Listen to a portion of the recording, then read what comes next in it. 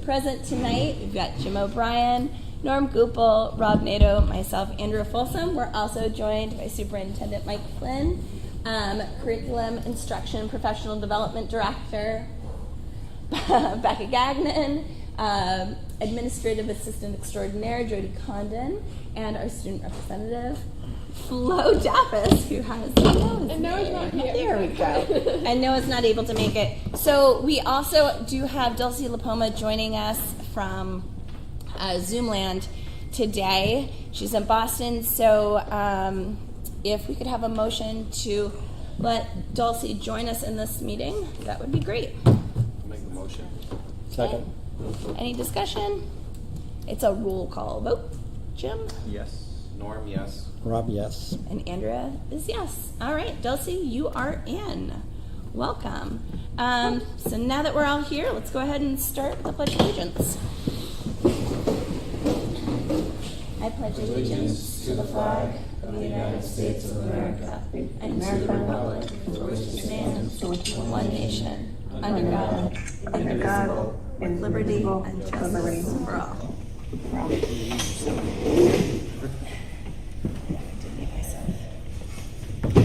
Okay. All right. So we have to start off with a few sets of meeting minutes to approve this evening. The first set is from the public hearing we held on October 11th at 5:15 p.m. to move money from the Building Repair and Maintenance Fund. Is there a motion to approve those minutes? So moved. Second. Okay. Any discussion? All in favor? Aye. Any opposed? Okay. And then we have, and so we have one abstained. And then we have our regular board meeting minutes from October 11th, 2022. Is there a motion to approve those minutes? So moved. Okay. Second. Okay. Any discussion? No? All in favor? Aye. Aye. Any opposed? Motion carries. And then we have one set of non-public meeting minutes from October 11th, 2022. Is there a motion to approve those? So moved. Second. Okay, any discussion? Hearing none. All in favor? Aye. Aye. Any opposed? All right, motion carries. Excuse me. So we have come to our first public comment section of this evening. If you'd like to get up, give any public comments, just need your name and address. There will also be a second public comment period at the end of the meeting, so you don't have to feel like you need to come and speak now. No? We're all good? Wonderful. Okay, moving on to student representative comments. Flo. Oh, I was not prepared. Sorry. It was Noah's turn. Let me think. Things have been going pretty well. The girls just had their, I think it was, you know what game it was. Quarterfinal? Yeah, quarterfinal game today. Did they win? Nice.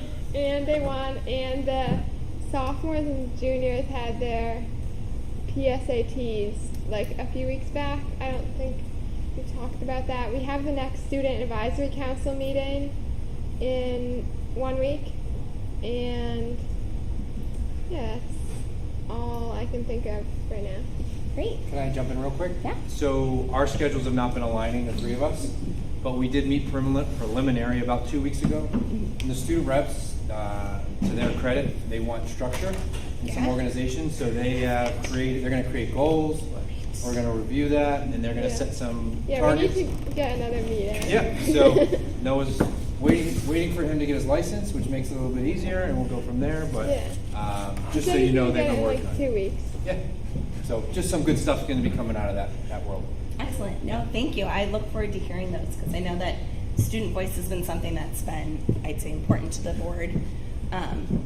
Yeah, and I've been also talking with the seniors about graduation, just getting updated on where they're going with that. Excellent. Yep, we have an update under my superintendent's report. Yeah. Okay, great. Thank you. All right, comments from the board. I was just going to complain about some hate mail that a fellow board member has been leaving for me on my seat. But other than that, I haven't. was a tongue-in-cheek complaint. Not sure who left that on your desk. I don't know. That the Yankees got swept. Yeah, The joke had to be explained to me. Reflect that. All right, any other public There we comments, go. or board Moving on. comments? No, I'll do a quick shout out to the cross country middle school. The boys came in first in their league meet, and the girls came in third. And the boys had a runners up for the state, and the girls came in fifth. Great season. Thank you to Dan Reserve and George Sable on a great season for the school. Great.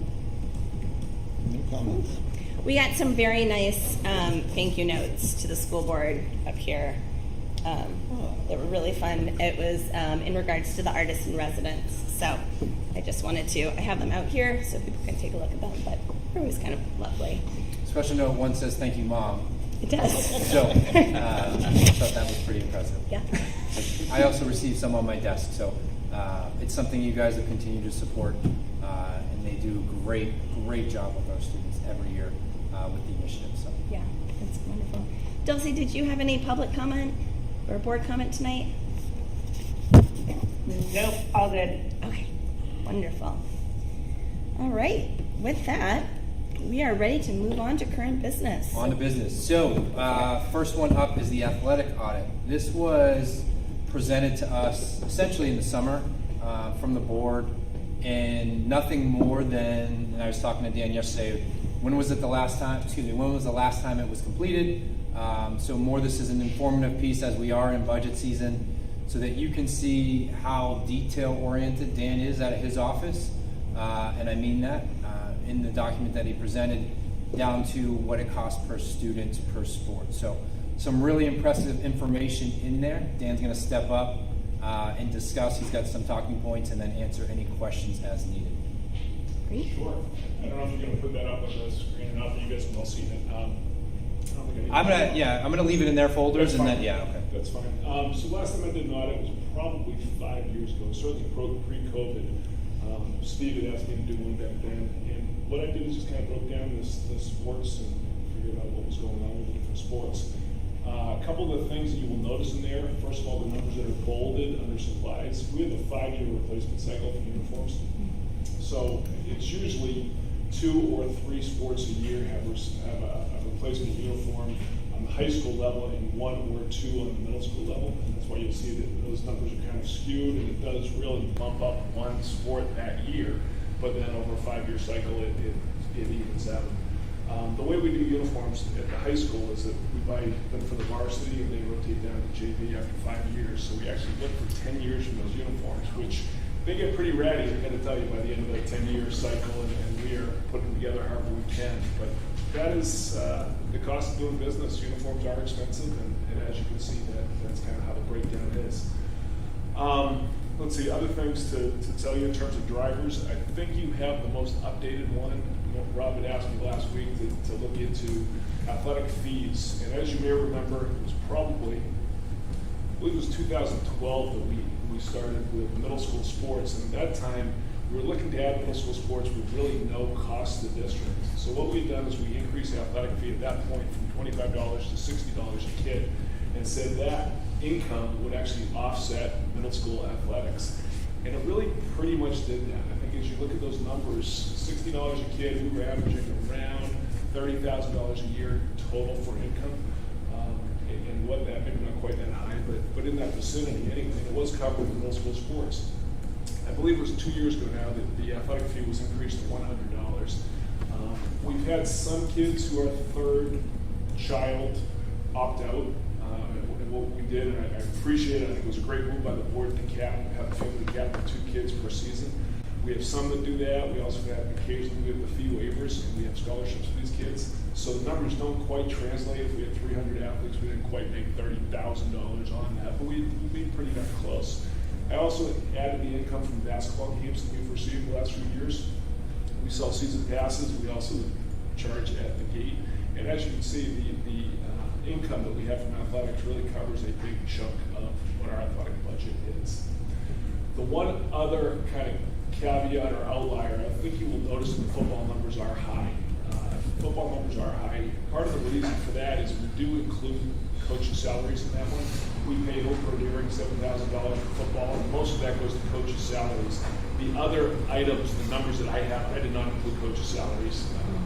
This is all the supplies, dues, fees, officials, transportation, those kind of things. They're really my purview, and the rest, I let the main office handle those things.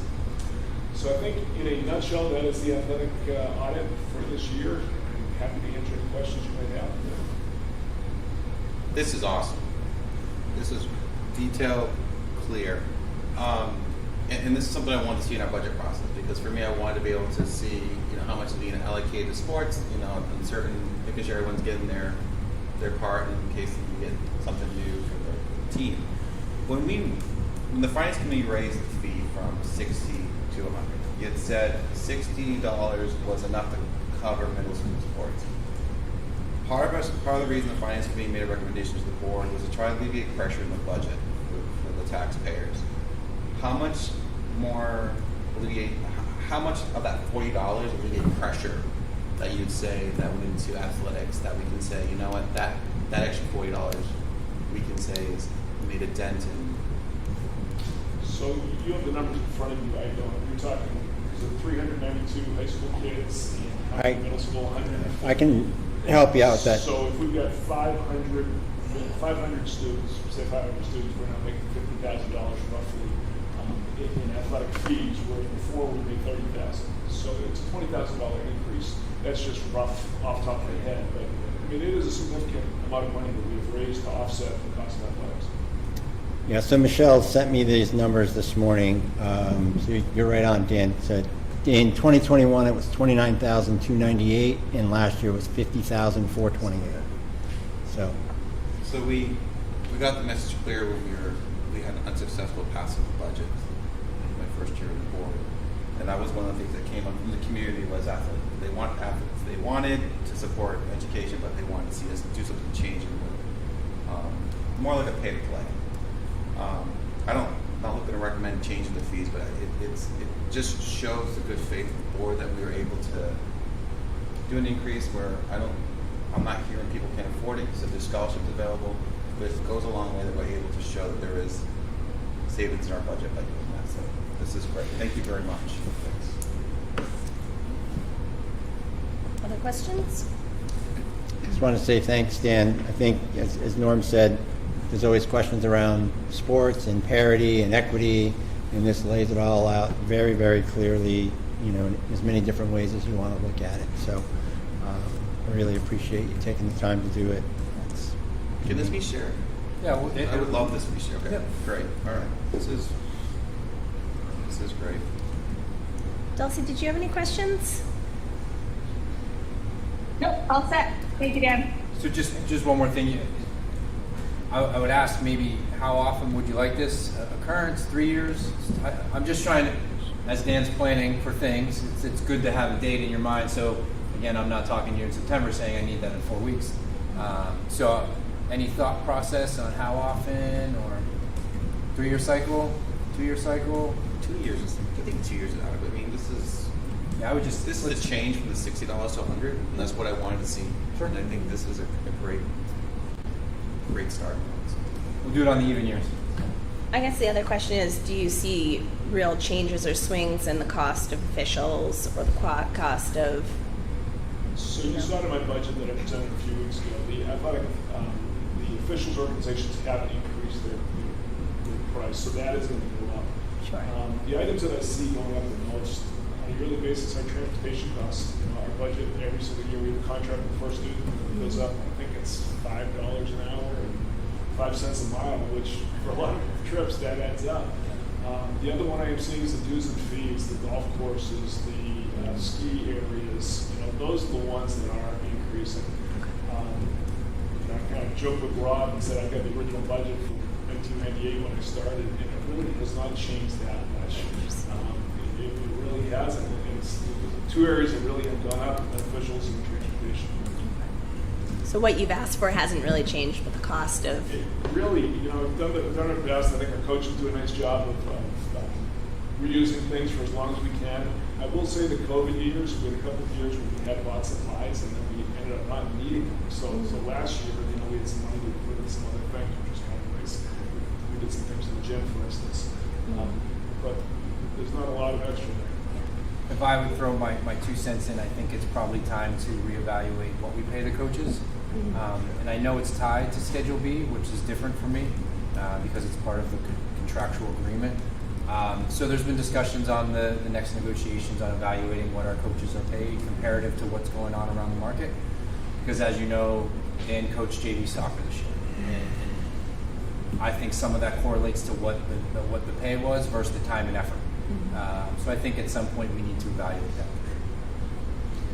One final question is, I know there's a lot of consolidation with students on buses for different sports. Was this the first year that you had to do that? We had struggled with transportation, that you had to consolidate like JV soccer, cross country, or drop off there. Was this the first year you had that happen? In years past, we were always guaranteed 2 buses a day.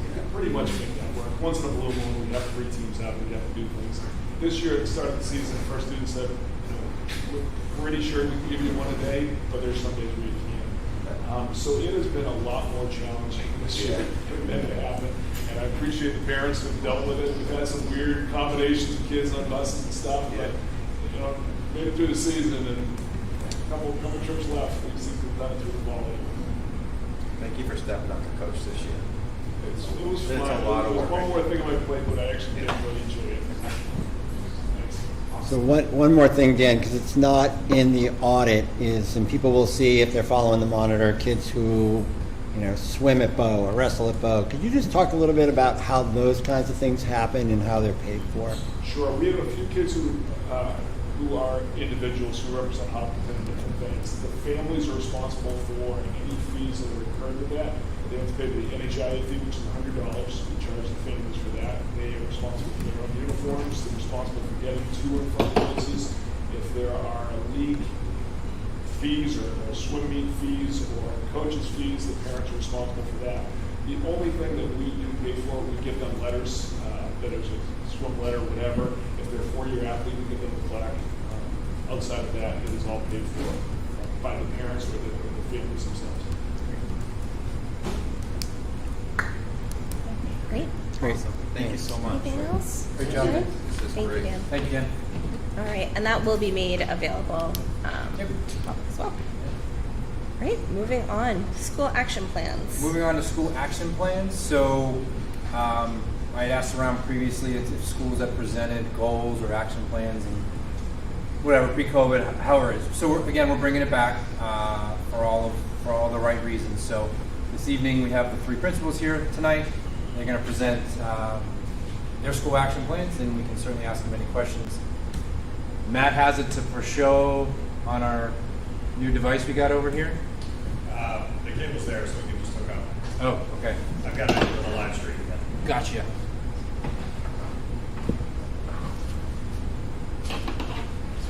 I was not prepared. Do I have it?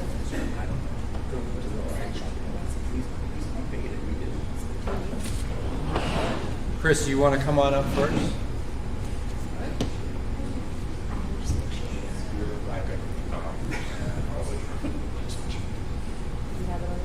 I know why we don't let you guys sit together.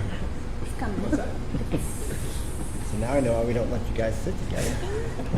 It's a time capsule too. It says I'll be back at home in 10 seconds. Oh, man. Oh, There we go. there we go. All set? We good? Yeah. All right. Good. Thanks for this opportunity to speak about some of the things we're focused on this year in our building. Some of these things I talked about in a previous board meeting when I joined from home. If Matt, if you can go to the, or Mike, if you can go next slide. So our first goal that we're working on is in conjunction with something that Mike had talked about and the work that Rebecca's been doing with her committee is the development and implementation of the 20 credit option, which really speaks to the different pathways towards graduation.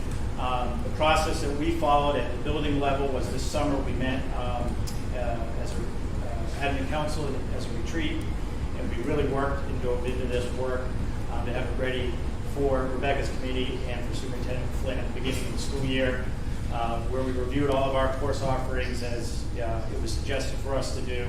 And this work is really connected to a couple different things. Our core values and beliefs when we're talking about offering coursework that is traditional and non-traditional or innovative ways.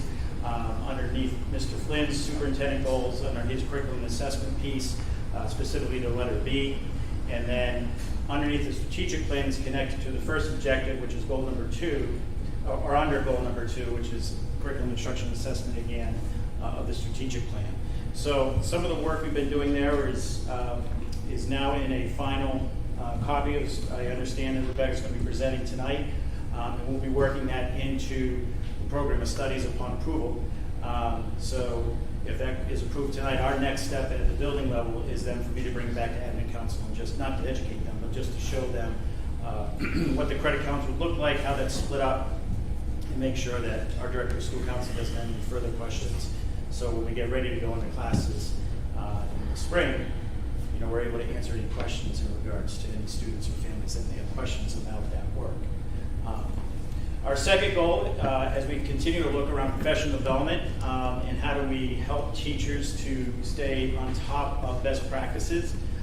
Specifically this year, we're looking at multiple means of engagement, action and expression and representation. This work is directly tied to our universal design for learning professional development.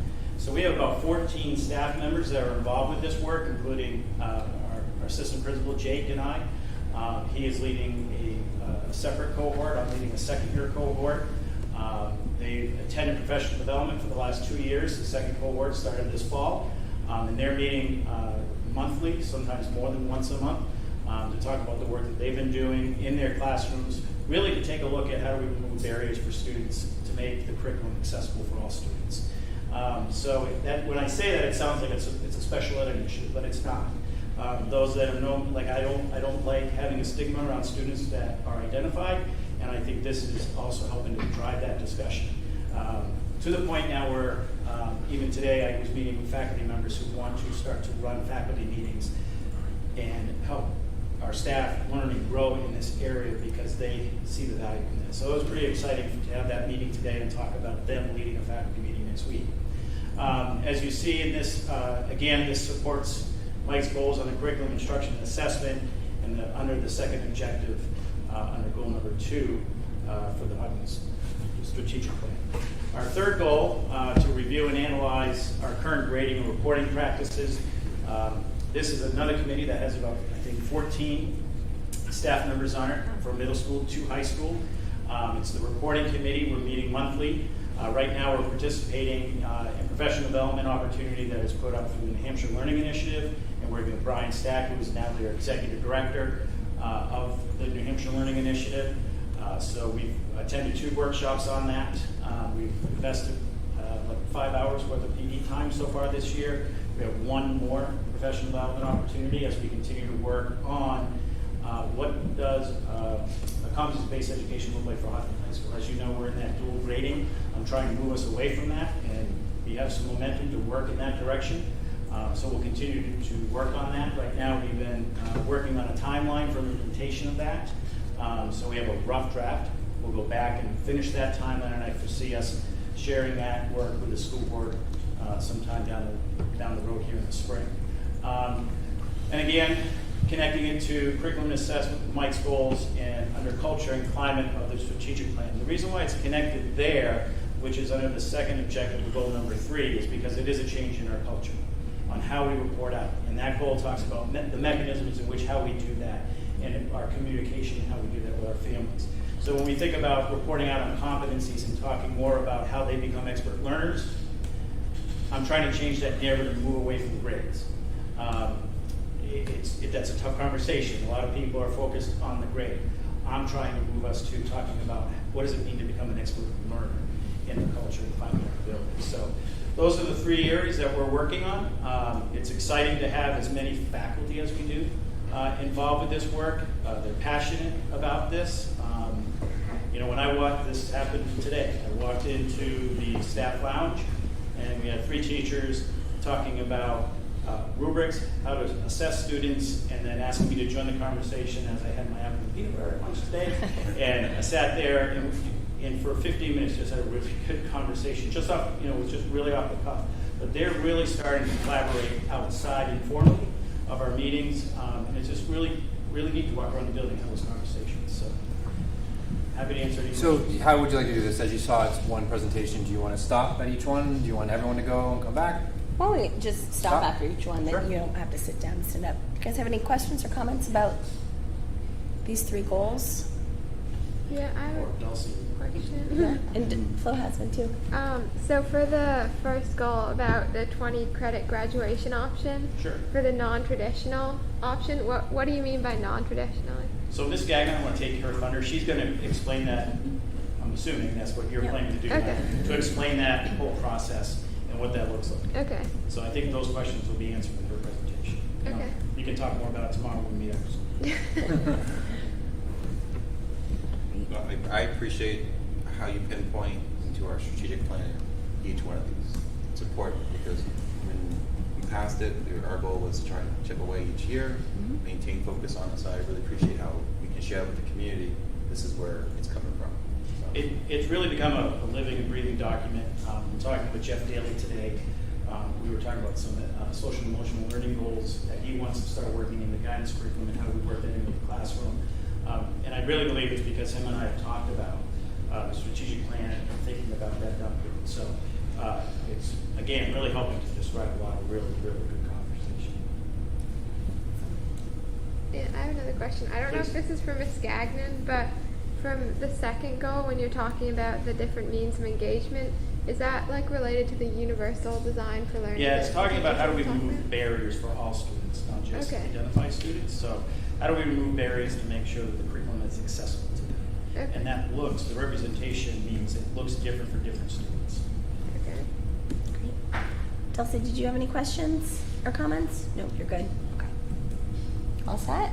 All right. Great, these are Thank you great. very Thank you, much. Chris. Next up is Carrie. Thank you for having me. We're actually going to go up together Oh. because when we were tasked with doing this, we didn't work together really. We just did our thing by ourselves, and when we compared them, they were almost identical. Funny. So I think that really goes to demonstrate the commitment we have to creating a cohesive elementary unit. They're not Maple Street School students or Harold Martin students, they're our students. So I will briefly go through mine, and then Patrice can go through hers, and then we'll answer questions. So the first is under curriculum instruction and assessment, and it's centered around revising the current RTI process. RTI stands for Response to Intervention. So what that looks like is it's a group of educational practitioners all sitting around the table looking at data of a struggling student and brainstorming different interventions for the student to meet their needs. It may be academic, it may be behavioral, it could be both. These decisions are grounded in data. It's fluid data that is revised according to a timeline. With this process, we also use our local and our standardized assessments to really make instructional decisions, not only just for the teacher, but also for the student. We do deep data dives 2 times a year, a third time for struggling students, to really monitor the interventions that we're doing and assess the efficacy of it. We created a wraparound team to replace 2 existing teams that the elementary schools had. They had a child study. There's a lot. So Harold Martin had even more than 2. So we had 2. Harold Martin had multiple ones. We created one cohesive group.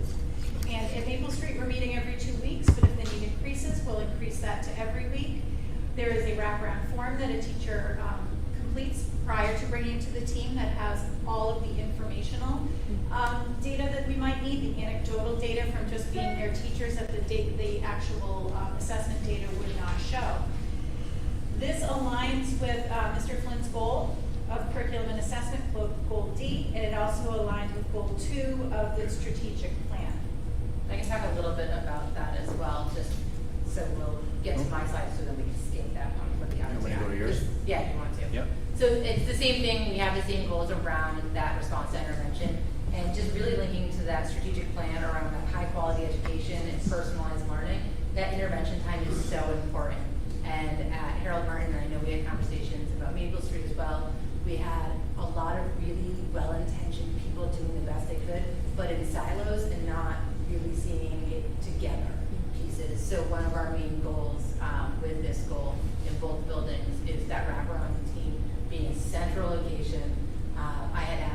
mentioned this when I started. You know, if I had a concern where to go, it's, well, if they're special ed, you go this way. If they're 504, you go this way. If they're first, like, and I was like, well, what if I'm brand new and I don't know what they are? And they're like, well, I don't know. So we're like, all right. So we really heard from the staff that there was a lot of different venues that, like, of ways you could go, and it was confusing for even them. So this will really helps with that personalized learning piece and really attacks those specific needs of the student.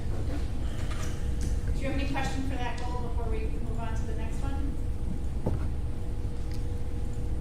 I guess my quick question would be, how is it going for the wraparound teens? If this is new, have they been? I feel it's going really well. I agree with Patrice. Like when we sit around the table and I'm listening to a reading specialist talk about the science of reading and what might be happening with this student, I'm learning from it as well.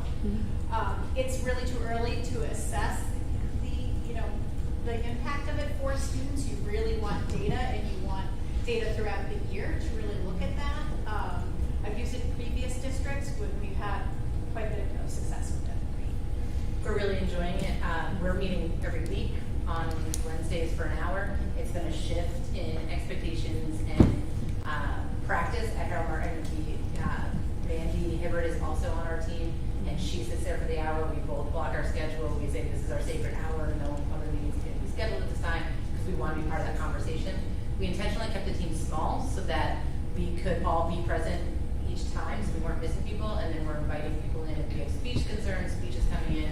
If they do have special ed services, we're doing that. So we're still in a learning process, but I think one of the pieces I've heard a lot of feedback from is that it's an online referral form that they kind of fill out that then becomes a Google Doc. The teacher can see instantly their responses and our next steps, and then we can track it, and it's really helped with our documentation of what services we've tried, what we need to do next, and what our plans are. We also invite the classroom teachers. We have range coverage for them so they can speak since they have first-hand knowledge. Can I just, so identify, implement, monitor. Does it then mean necessarily that this becomes a 504 IEP, or does it mean something completely different? We created a visual of a road. The road that our team should go through to get to a special education referral. And like a road, you can take a shortcut. There are those students that need to go right to a special education referral. But on that road, there's different stopgaps and different interventions that a student may benefit from prior to getting to the referral. And just like New Hampshire, there's a ton of roundabouts too. So we can just do some circles. Yeah. But what we're asking teachers and staff members to work with us on is implementing strategies for 8 weeks. Let's come back to the table after 8 weeks. Let's see what we tried. Let's have a conversation. Do we need to try something new? Is what we're doing working? Or have we tried everything and we're all out? Has the student been receiving RTI services for 4 years? Okay, so then maybe we need to be going that special ed route. So having that data to really drive that conversation is the important piece for us. So instead of going on the 2-lane highway direct to the IEP, you take this neighborhood route, and that may preclude you from the necessity of a 504 or an IEP. Correct. And this was something you guys emphasized through my interview process, talking about how we do it and what we're doing. And then with working with Mandy last year, we implemented a lot of the road work. And then these two are just flying with it now. So leading the way. I think one of the really cool interventions and work that we're doing at Harold Martin is the reading specialists and math specialists are pushing into the classroom and really helping the whole class and really looking at the instruction that's going on, the learning that's going on, and making those adjustments to even kids who haven't been brought to wraparound or aren't part of the RTI process, but really they just notice they could use some help in this skill. So pushing in those services. So it's really nice. All right. Great. So moving on, for my second goal, positive school culture and climate, one of the things we've been doing at Maple Street School is the Ambassador Program. So the Ambassador Program is a program where students are celebrated for demonstrating what we call our core positive behavioral beliefs of being respectful, responsible, safe, and community. That is not new. That's language that we've used in Hopkinton for a while. To be an ambassador, your teacher nominates you. She nominates one student a week, or she or he. They write a short description explaining specific behaviors of how that student demonstrated those core beliefs. Ms. Hein and I go in every Friday. We read it in front of the class. They all cheer. They have this glittery, beautiful frame where I take their picture. It's hung up, and then I read it on the announcements the following week. So they're hearing it, they're seeing it, and it's being reviewed, and it's being, they're hearing it multiple ways, and they're really celebrating each other.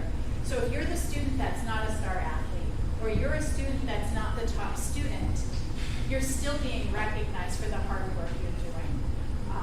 Growing into this program, there's other things I'd like to wrap in, like the book vending machine idea, and different incentives, academic incentives that I want to eventually have that work with.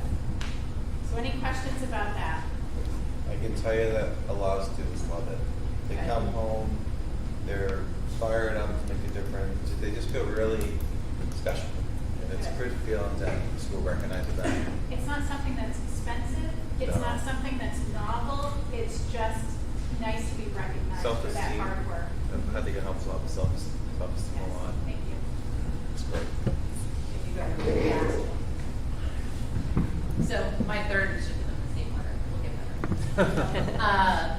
So my goal as well, third goal is around culture and climate. Promote and ensure a positive, collaborative, and constructive climate focused on student-centered culture of positive outcomes and achievement.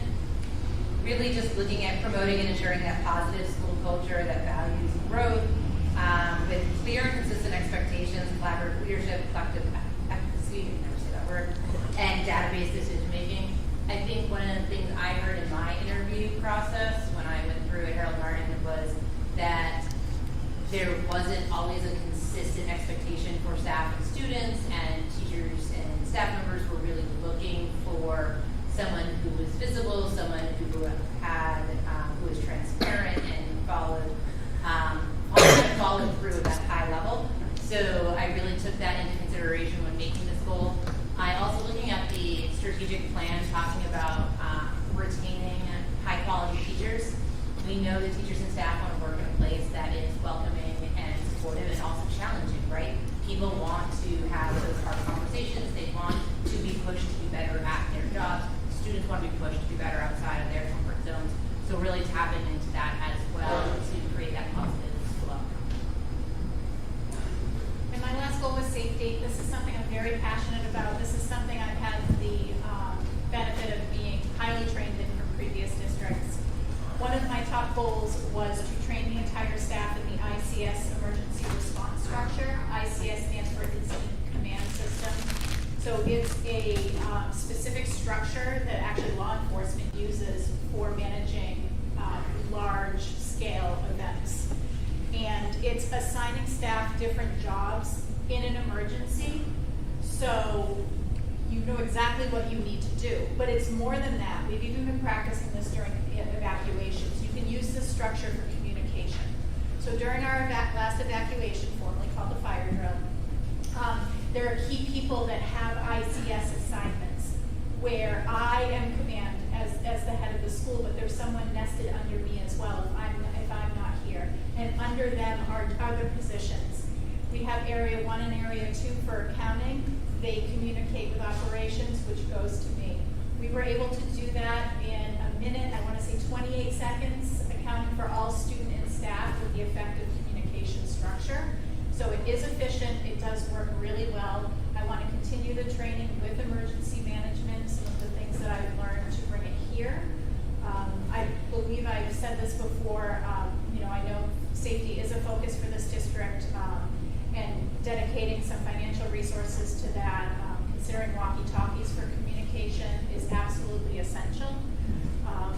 Even with my location, this is something the SAU could have to communicate with this building. So it was definitely a learning curve for some of the staff, but I really think it's very valuable and very necessary right now in the time of education. So my third goal as well, safety and security. We did the same thing. We're working as our safety committee and our ICS team to kind of go through, review, and update all of our existing evacuation plans and drills. I told you guys our first fire drill, also known as an evacuation, it was 11 minutes before we verified we had everyone, and I was mortified. I was very nervous and made me very uncomfortable. I will say that we came back as a team, we looked at our things, we talked where to put people and how to make it better, and we had everyone accounted for in 3 minutes the second time around. So, I mean, really just taking a second to look at the big picture, use some of the ICS command structure for that communication, but also reevaluating our plans and where we need to go, and just making some quick adjustments. We were able to really knock that time down, and that was really good. So we're going to continue to do that as the year goes on, and we're always looking to see what we can do better and where we need to make those adjustments. Radios, so where are we at with that?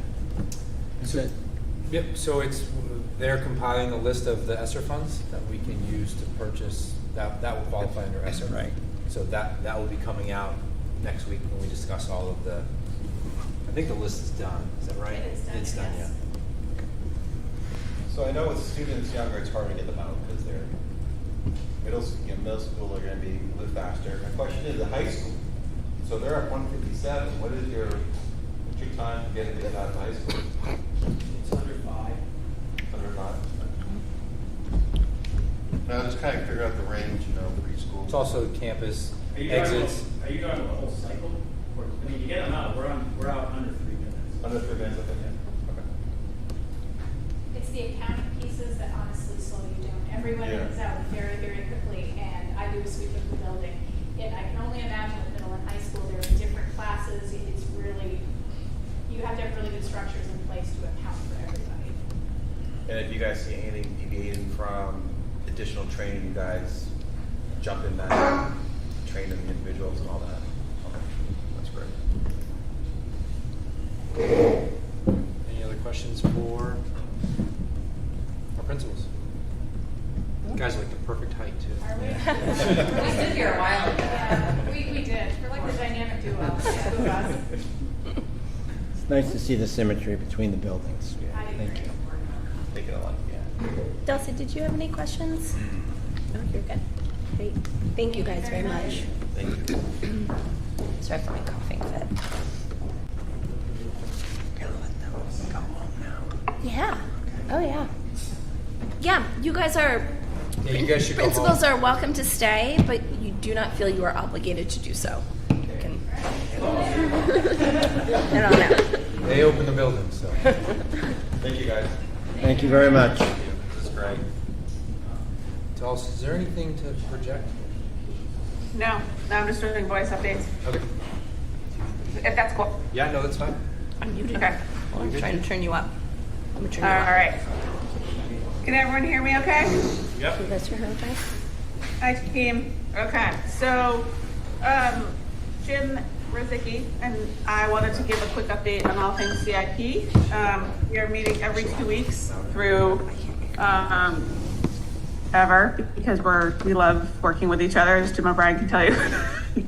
But what we wanted to talk through is a few different pieces tonight, what we've been working on, and we're super happy to answer any questions. But so the first thing is we are working on a new CIP format that we are working on internally. We are putting some numbers into now to make sure that it sort of makes sense. But our goals in doing this are that we are trying to, if everyone remembers our CIP goals, is making the CIP be more user-friendly for the average community member. As everyone might recall, we have a publicly accessible CIP doc that's currently on hopkintonschools.org. It is very long. It's a lot of tabs. It's a lot of information. And so what we're trying to do is do something that's sort of two hybrid formats. One is like a summary of what we are committing to each year through the CIP, through expenditures, and sort of also teeing up some future-looking priorities for the next 2 to 3 to 4 years out, and having that grouped by schools, by category within the schools, so by flooring, HVAC, et cetera, and having that be one vertical scroll doc that I think is much simpler to read for people who don't live their lives in Excel. And then the second tab would be something that's much more akin to the town CIP document, which is, I would say, and Jim O'Brien and I have talked about this, probably more universally accessible. It lets us still do multi-year planning and still be able to go across all of our buildings and across the different categories, but it collapses it in a way that is much more user-friendly. So we reviewed that last week. And we're starting to put some numbers in there to make sure that all sort of rolls up and sort of makes sense. So that's really exciting. So everyone can expect that hopefully coming soon. And Jim's smiling because I know he's less excited about an Excel format, but I'm super jazzed about it. So that'll be good. Any questions about format? Nope. Great. Sounds good. And again, this will all be a Google Doc that is A, live updated, B, so we don't have a ton of version control issues, and C, that we will make accessible to the public. All right. Great. As part of that, the additional work that we're doing is Jim R is prioritizing this year's work in the coming year. So really going through the buildings, getting an understanding of the status of projects. Michelle has done an exceptional job historically of figuring out what needs to happen when and what are rough ideas for quotes. Obviously, construction and labor costs have changed in the last couple of years, and Jim's going through with a fine-tooth comb to figure out, okay, what can we mitigate, if we can do a roofing patch or pour, if we're thinking about this, if we're thinking about that, what are the other options, and really trying to get an understanding of what are we trying to look at when and in what sort of order.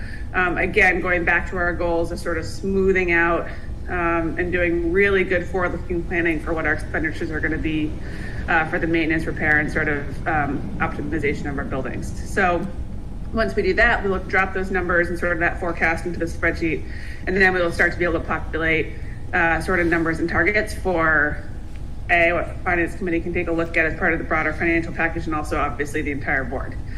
Does that sound good? All right. And then last but not least, what we wanted to talk about was sort of, we had discussed 5 pillars of sort of decision making that we would think about sort of CIP projects for. So we want to talk through with everyone what those are, and are very happy to accept feedback, answer questions, etc.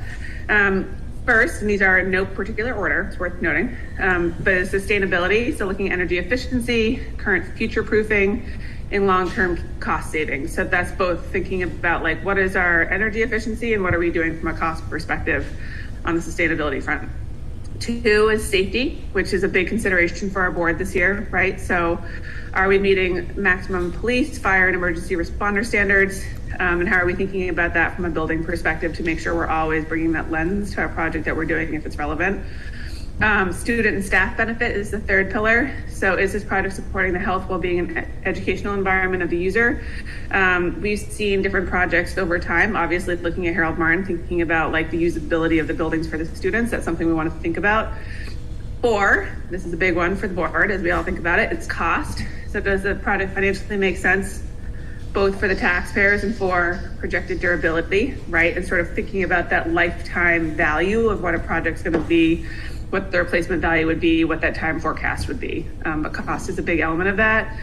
And then last but not least, we've heard Mike talking a little bit about the curb appeal of our buildings. And we want to think about aesthetic considerations. So does it meet the district and community themes of our buildings? I don't know if we, we're not going to be building some beautiful, I'm not an architect, but like something that's expensive. But I think we don't want to go like full concrete everything. So just thinking about like what is the aesthetic consideration of what we're building for our students as well as for the community, as these are assets that we own and are going to continue to operate for a long time. So those are sort of our filters. Any questions about any of that? God, I have a question. You go first. So when we were talking about this previously, sometimes we talked about it as calculating the cost of CIP as a percentage of some assessed value of our properties versus a list of items that we were. So where are we in that sort of model thinking? Yeah, we've been going back and forth on that, and I think what we're trying to figure out is if we look at what that the projected near-term and long-term cost is, like what would be reasonable, Rob, from that. But previously, if people remember, in our CIP sheet, we had looked at like a percentage of Primex, percentage of cost per square footage, as sort of what like those numbers should be, and those numbers are obviously $700,000 to $900,000 per year in terms of CIP contribution. Not realistic for a public school and anywhere. The other things that we've thought about, though, just so you know, and we're trying to basically work on this based off of what is standard for other districts and sort of similar type projects, as well as what works for what our actual capital needs are, as well as what works for the community, right? So we sort of have to triangulate between those three things. But the other message that we could do would be like a fiscal goal of a percentage of the operating budget, right? And that's what some districts do. So you could say 2% of your overall budget results in some target per year, if that makes sense. Then if you can allocate towards that, it could be a targeted per student cost to drive expenditure. If we're expecting that each student will sort of drive a replacement value across the assets over some period of years. It could go back to that sort of more Primex rate. But it's really, and then it's also really thinking about, and this is something that we've talked about, of like, if we have these quote big ticket items, right, how can we think about that cost moving in a way that makes sense? So we're looking at a few different methods, Rob, honestly, and we are, it's part of like what we're actively deliberating as we're putting all this new information together. Okay, thanks. So, Yeah. so the format is a lot like what the town uses? Is that what you're That's one tab of it, and then the Okay. other tab is a new format that I think is a really good summary and synopsis. Okay. Because the town is still a lot of data. Yeah, but honestly, their CIP is amazing. I love it. Obviously, I think yeah. I mean, it's great. But if it's so Norm, I think part of the thing that we want to think about is honestly printability for people. Yeah. And a lot of people, so the town is a horizontal scroll, right, where you've got your tasks and then you've got here's 1, 2, 3, 4, whatever going across your page. A lot of people, I think, love a vertical scroll because that's more akin to like a portrait view from a printer. And so being able to think about that as the other option. Yep. So I have one recommendation. This is just me. I know we have to use the bond money up in the next year or so. Is there a way in the spreadsheet you could have some classification saying this is coming from the building project, so the taxpayers? Yes, and then we will also have like this is what the bond payments are. This is the stuff that's already baked in. Totally, we got you. Yeah. Perfect. And then Yep. when it's all done from what was left over, then it'll be gone. Okay, perfect. Yeah. Yeah. Perfect. Thank you. Yeah.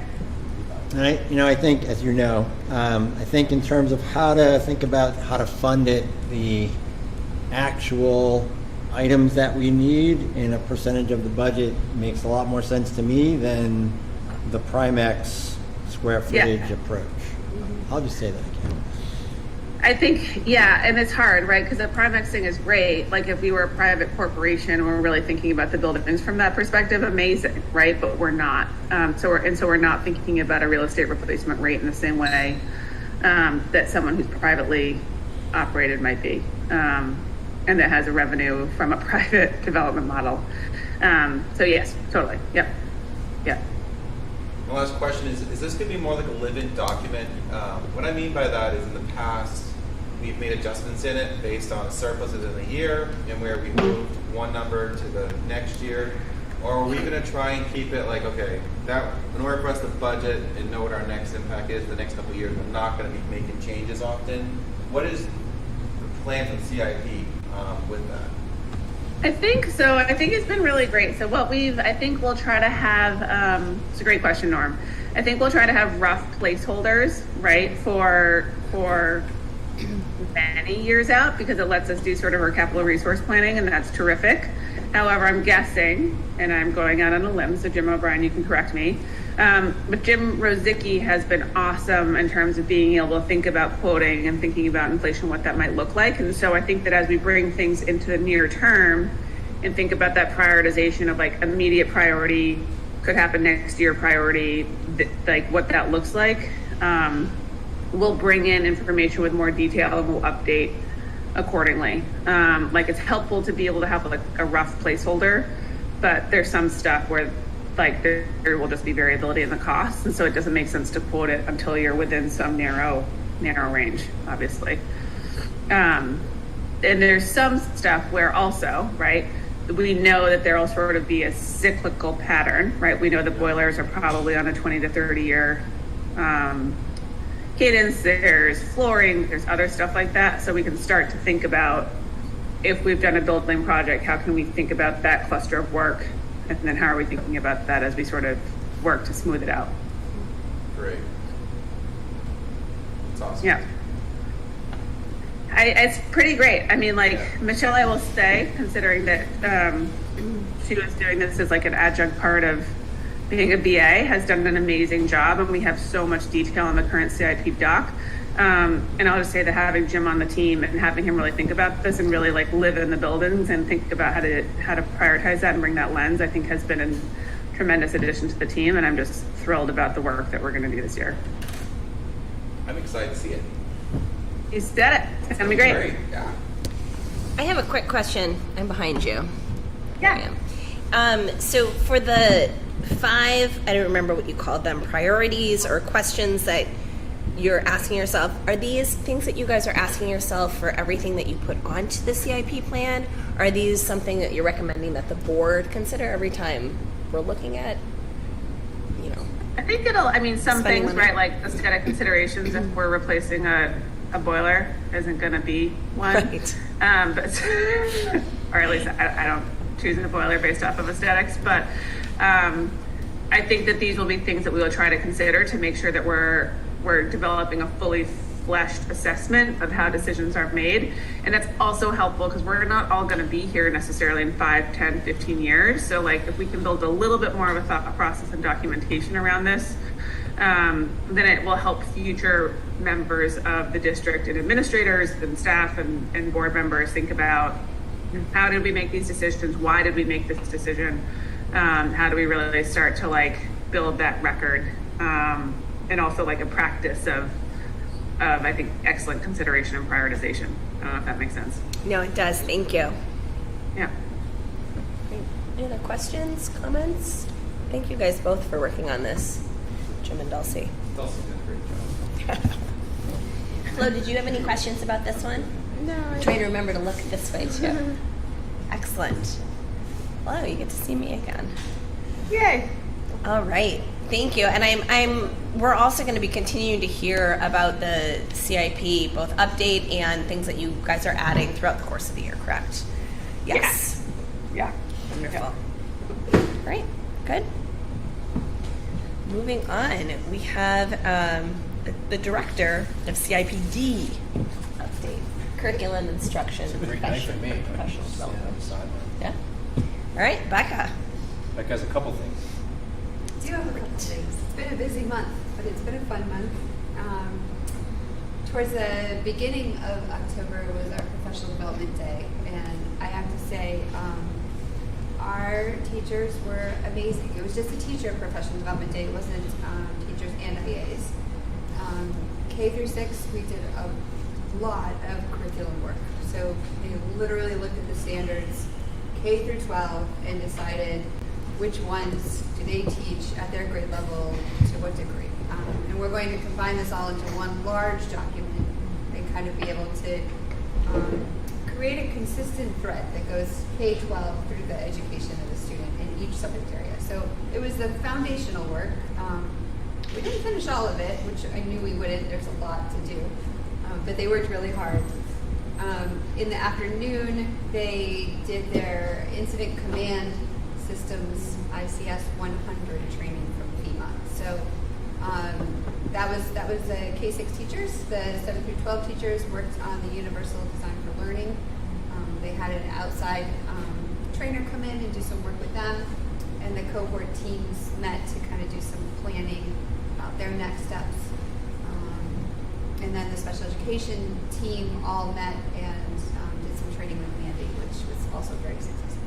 So it was a very busy day, and we were all in one building. So it was actually a lot of fun to pop around to the different rooms and hear the conversations and have people join together. It was topped off in the morning. It was sustained, I should say, with a delicious donation of apples from Gold Hill Farms. We're very grateful to them for that.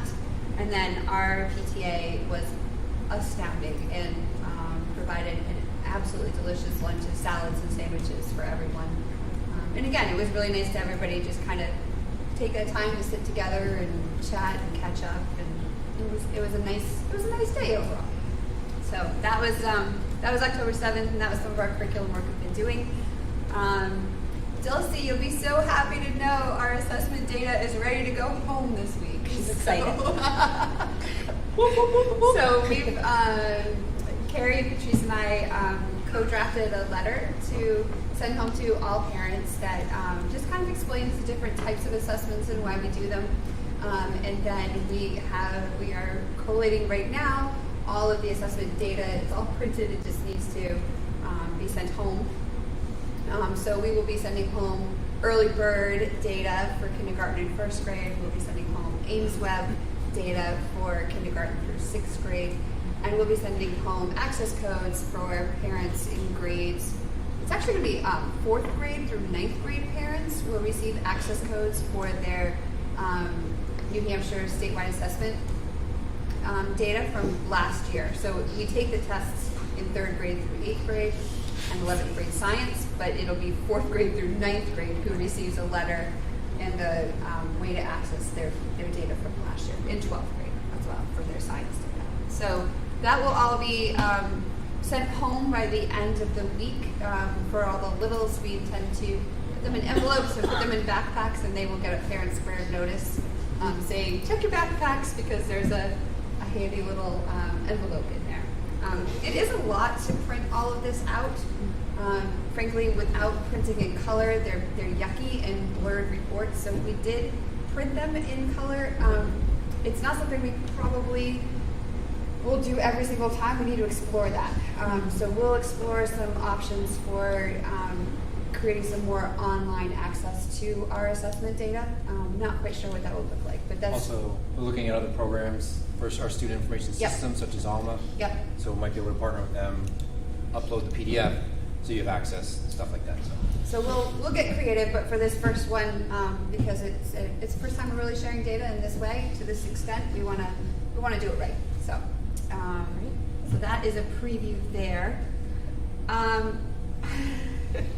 This was like an unintended thing for me that I would become the mandatory training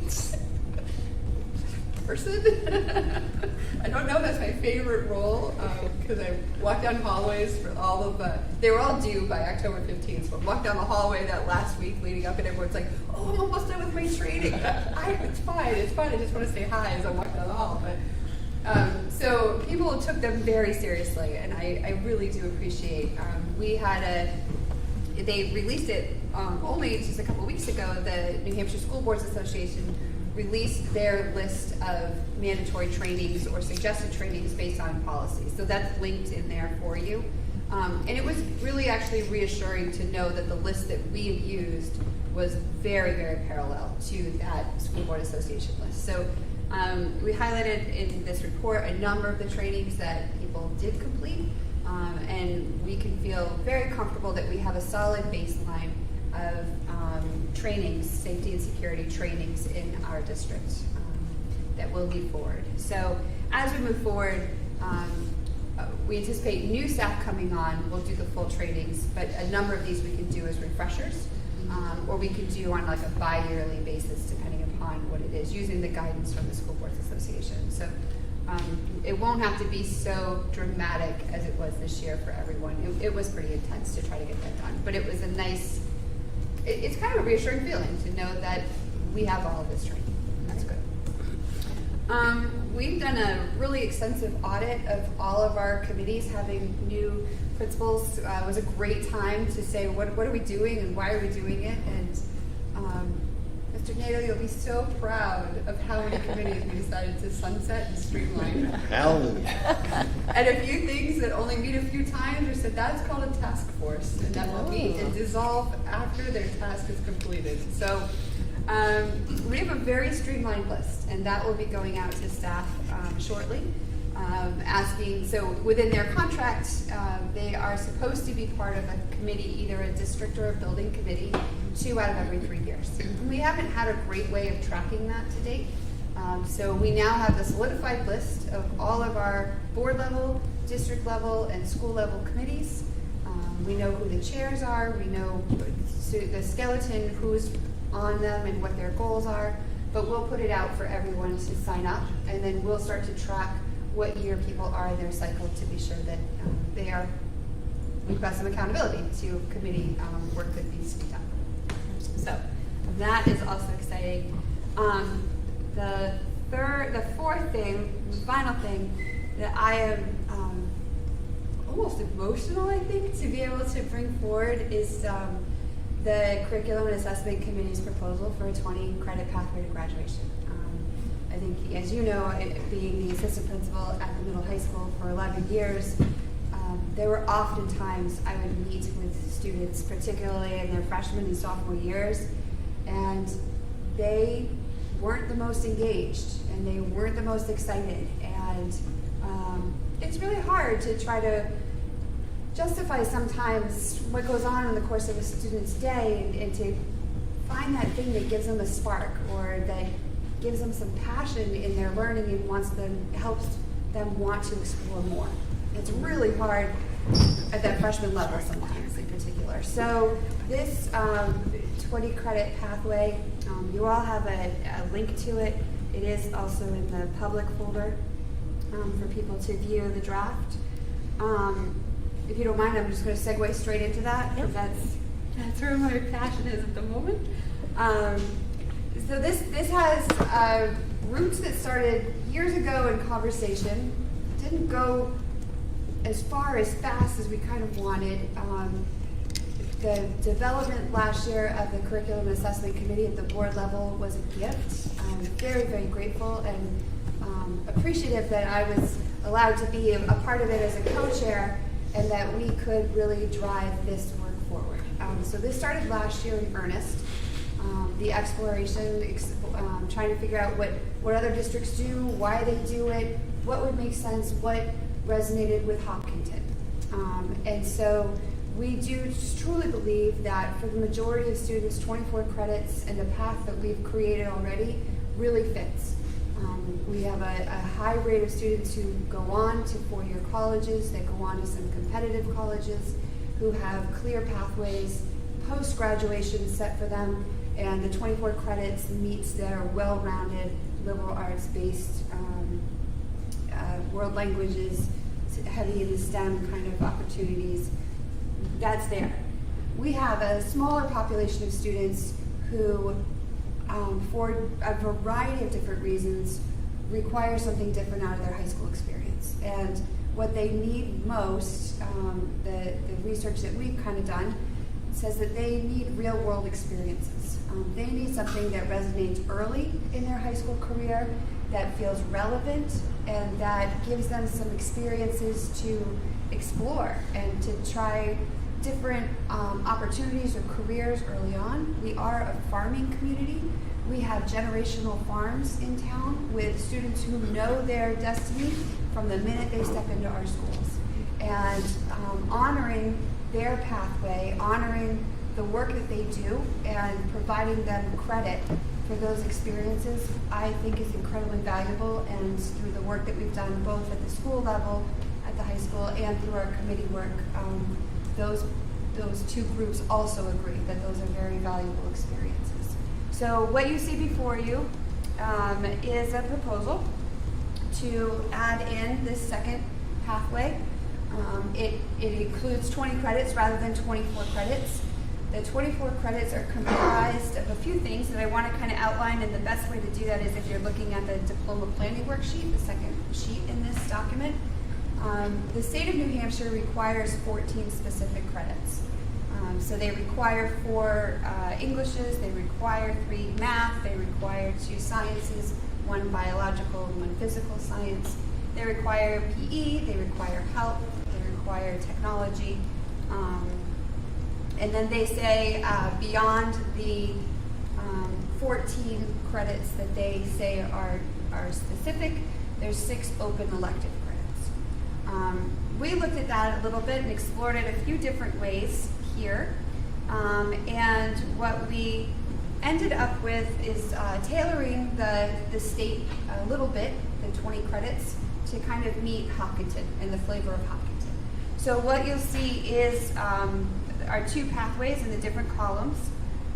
We do want to make sure that we still ensure that students on a 20 credit pathway have access to fine arts and to practical arts. So if they want to take an art or a music class that's available, it's for them in their schedule. If they want to take a wood shop, that's available to them. The digital literacy, we're going to make the recommendation for the high school program of studies that it is a half credit across the board. That it's, well, obviously we want students to explore more who are interested in the computer science field. That is my background, so it's a little passion area for me, but the half credit is the state requirement, so we would do that across the board. English, the 4 credits for both. Math is an area of conversation. We had some great conversations around this. In order to graduate high school, you need Algebra 1, or the equivalent of an Algebra 1. So we would require the algebra credit. And the other one that we've embedded as a requirement across the board for both the 20 and the 24 credit is the personal finance class. There is a technical advisory from the Department of Education. Nope. New Hampshire Education Department. NED. That starting in the year 23-24, personal finance is a requirement. So we already have this class at the high school, and we will embed it as an actual required class for graduation in both of those. So you'll see that half credit math there. The sciences, we're going to do some restructuring in our science department. This will take a couple of years to kind of see that movement all the way through. But we are going to ensure that we're focusing on biology and a physical science that meet those state requirements for all students. And then students can springboard from there into other sciences as they show interest and want to.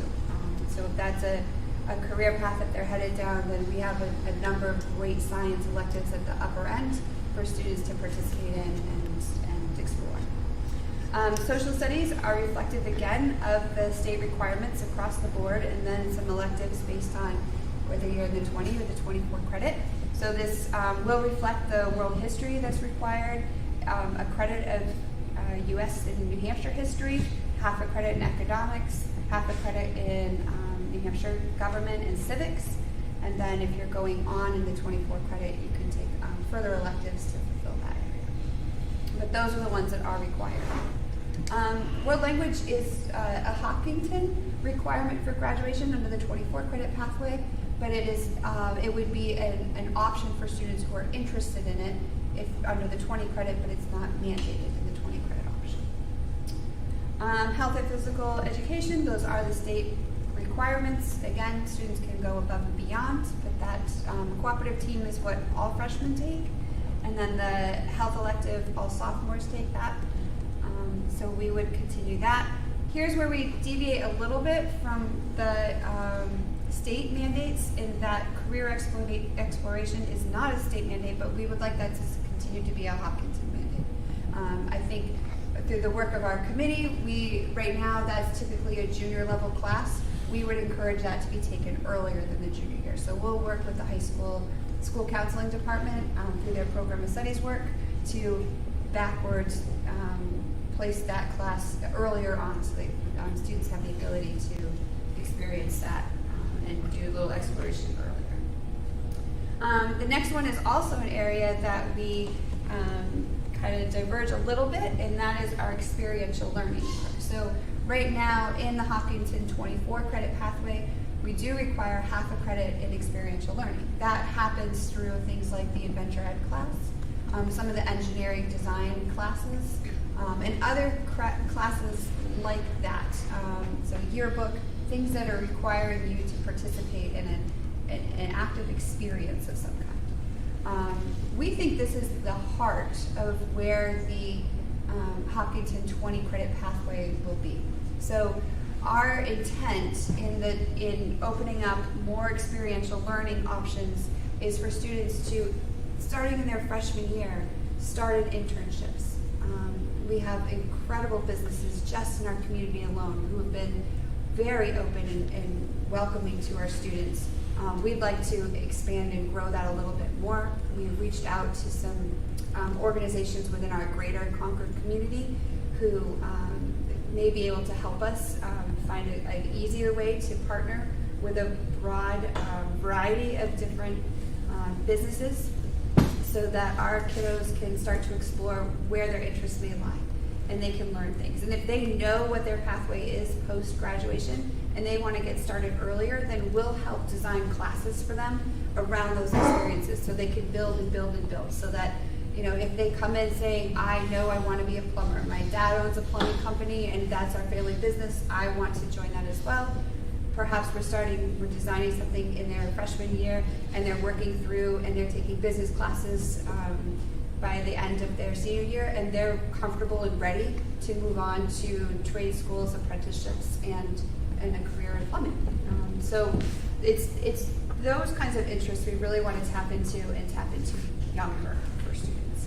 And then that if you're kind of adding it up in your head, there's 4 credits left over in the Hopkinton 20 pathway, and there are 5 credits left over in the Hopkinton 24 credit pathway, and those would come in electives, which are, you know, a wide variety of what we offer in our school. They don't have to look elsewhere. They can take them within our school, so obviously we would encourage students to do that, but if they have something they want to design beyond that, then we're open to exploring those extended learning opportunities and make that available for them. So there it is. That's the proposal. Thank you. Questions? Ooh, sorry. It's a lot of information.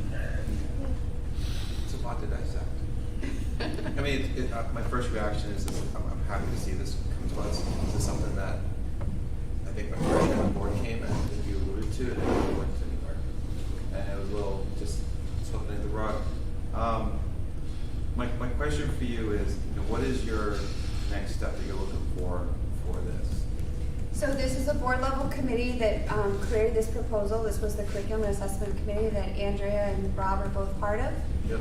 So I don't need to take it all. You can speak as well, but we're ultimately looking for a vote of approval. And then just to let you know, the next place that this would go, if it is supported by the board, the next step would be to actually change it, turn it into a policy, because that's ultimately what this would become. So I'm going to discuss what we did before, and which part we're not having a public hearing on it. When we did this the first time, we had a public hearing specifically on the path for graduation.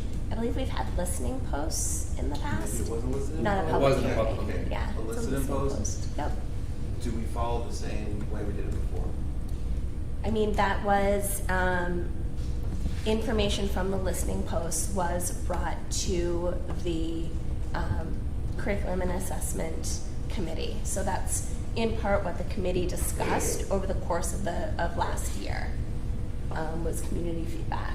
And the difference in the structure would be there was an actual board level committee, where previously there was not a board level committee. So just kind of delineating what was before. Yeah, no, I'm a person that always goes back to how we did things before. Mm-hmm. And so you're saying the list of posts we had before correlated to what you presented us?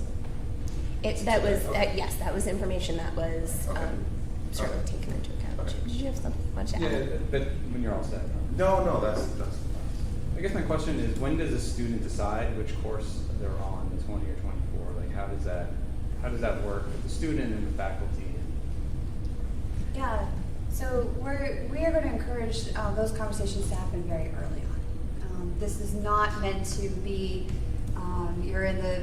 you're entering the second half of your senior year and you're like, I didn't quite make it, I'm just going to do this. No, it's not that at all. That's off the table.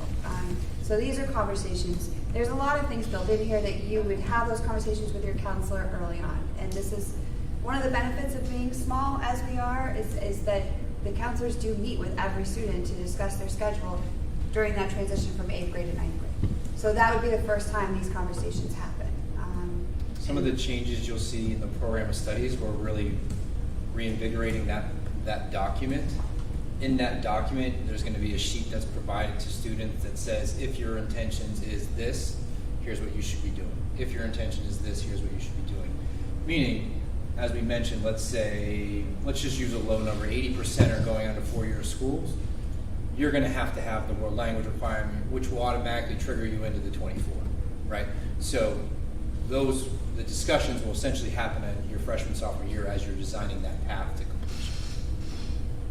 Sound fair? Yeah. I have a question also related to that. Like, if you're in middle school and you have to sign up for language in 7th grade, can you opt out of that and be like, I don't want That's a to? great question. I'm really glad. Thank you. You gave me a good opening. So the middle school philosophy is to expose students to all kinds of things, right? Like that's why there are 8 unified arts that you end up taking over the course of the 2 years. And you take the world language. And that is to provide you that rich experience and give you some opportunities to think about what might I want to study more of in high school? Like what's interesting to me, right? So we give you everything in middle school, and then you start to say, this is kind of what's interesting. You'll continue to do, middle schoolers will continue to take a world language in middle school. So they will already have one. They'll credit. have one of their 4 or 5 open elective credits automatically, but if they finish their first year of the language at the end of 8th grade. Yeah.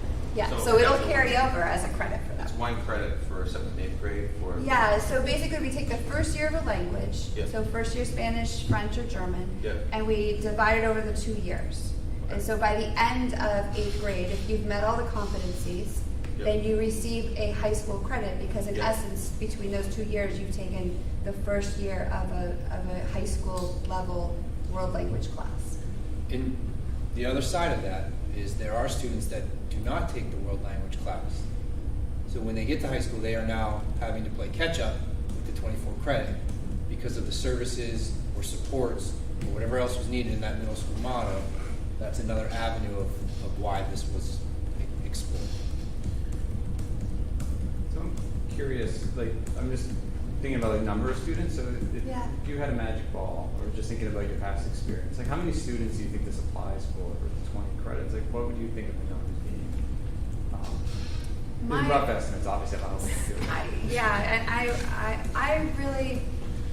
I think there's a handful each year, 5, 6 students each year, maybe, who kind of say, I know what I want to do already, or sitting in these classes is not my game, and I would, put me on the side of a mountain, and I'm going to learn everything, and so the opportunity to design that kind of an experience for kids earlier, not saying, oh, wait till your junior year and you can go to CRTC, that's still an option, absolutely. But if a student knows they want to be a mechanic and they want to go to CRTC, I'd love to backfill 9th and 10th grade so they are more ready when they go. Or even say, back CRTC into their sophomore year so that their senior year, they can go have an experience working someplace, doing a full apprenticeship or an internship in an actual garage before they even graduate. I mean, that's the kind of thing that this 20 credit pathway would offer some students, which is pretty exciting. I have another question. Yeah. I think that CRTC moving it up is a really good idea because I've heard kids talking about that, like, well, I'm interested in it freshman year, but I can't do it till junior year. Also, with this, is this like a part of like students graduating early, or is that in any way related to this? Do we even offer that at our school? We do offer students the ability to graduate early. Yeah. They just need to, there's a policy around it, and they need to communicate with Mr. Kelly as the principal. And then, so Mr. Kelly, parents, and school counselors and the student all sit down together and develop a plan for anyone who wants to graduate early. And would they be able to use this 20 credit? It depends upon what their goals are after graduation. So that would be a big, if their goals aligned with the 20 credits, that potentially could happen, yes. Yeah. But if they're trying to graduate early because they want to go to college early, the 20 credit option based on the college they're selecting may not be the right choice. Yeah, but if they want to work at that garage a year earlier, would that be something? It might. You still need 4 years of English, right? So you need civics, and you need some things that are kind of baked into your senior year, and that's why those conversations, you just need to have those. Okay, so that's not one of the goals of it. No, it's not trying to get students to graduate faster. Okay. But it's just trying to offer something different that feels engaging. Okay. Yeah. So I saw it, and I don't know when it was a little while ago, but the Concord district has a 20 credit model, and they're looking to shift away from that. And I don't remember the hours, so I'm just sort of curious what their thought process is and what they're looking to do. I see Rob nodding his head. they have a 20 credit, and that's their only option. Okay. And they're looking to move to 24. And we looked at different schools that have a 24 or 20, and then there's some different machinations of that. I saw that article and read it, and I was like, wow, that's a bad idea. Maybe So we they're not ought to looking to rethink how they're doing it. Are they looking to do away with the 20 and only have a higher one, or are they looking for dual tracks? Yeah, I think that they're looking to do sort of what we did, which was expand their credits to a bigger number. You know, and I think that's part of this conversation is that Hopkinton did move to a 24 credit model. We used to be less. But for me, I mean, I'm just absolutely ecstatic about this. I agree with Becca that it's probably a small population, but it'll be a much happier population, and speak to their strengths in many, many ways. You know, I always think of, historically, we were a nation of apprentices. And somehow when public education came around, we became sort of this multifaceted education piece, and that got lost. And, you know, from my seat, I have the opportunity, I've had it recently, to meet with students, some going back 20 years, that have their own businesses in the trades and out of the trades, and I've talked to them about this, and I'm like, wow, you know, that would have made my high school experience a very different thing. So I'm really excited, and I'm sure it'll be something that, you know, will be a little bit of a work in progress as we do it, but I think it's a great opportunity for a range of kids. Yeah, and I don't disagree. I struggle with some, like, as I'm looking through this, like, thinking that, like, an auto mechanic may not want to have a world language, like how Spanish wouldn't help someone. So it's sort of some of the, like, how do you create something or not?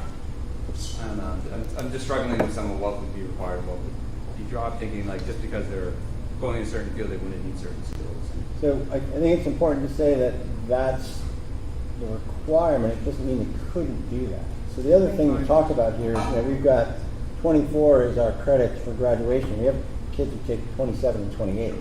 So you could be in the 20 pathway and still take 22 because, like, well, not only do I like this vocation, but I also want to live in Texas, and being bilingual is going to be really helpful.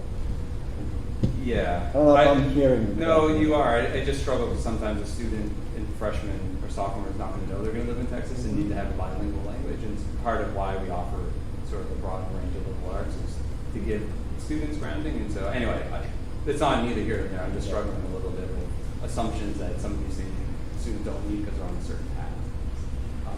Part of our educational model is to sort of provide for a broad educational focus, and so anyway, Yeah. I'm just saying I'm struggling with not that it's right or And wrong. I think that's part of what the middle school, you know, taste of languages is about.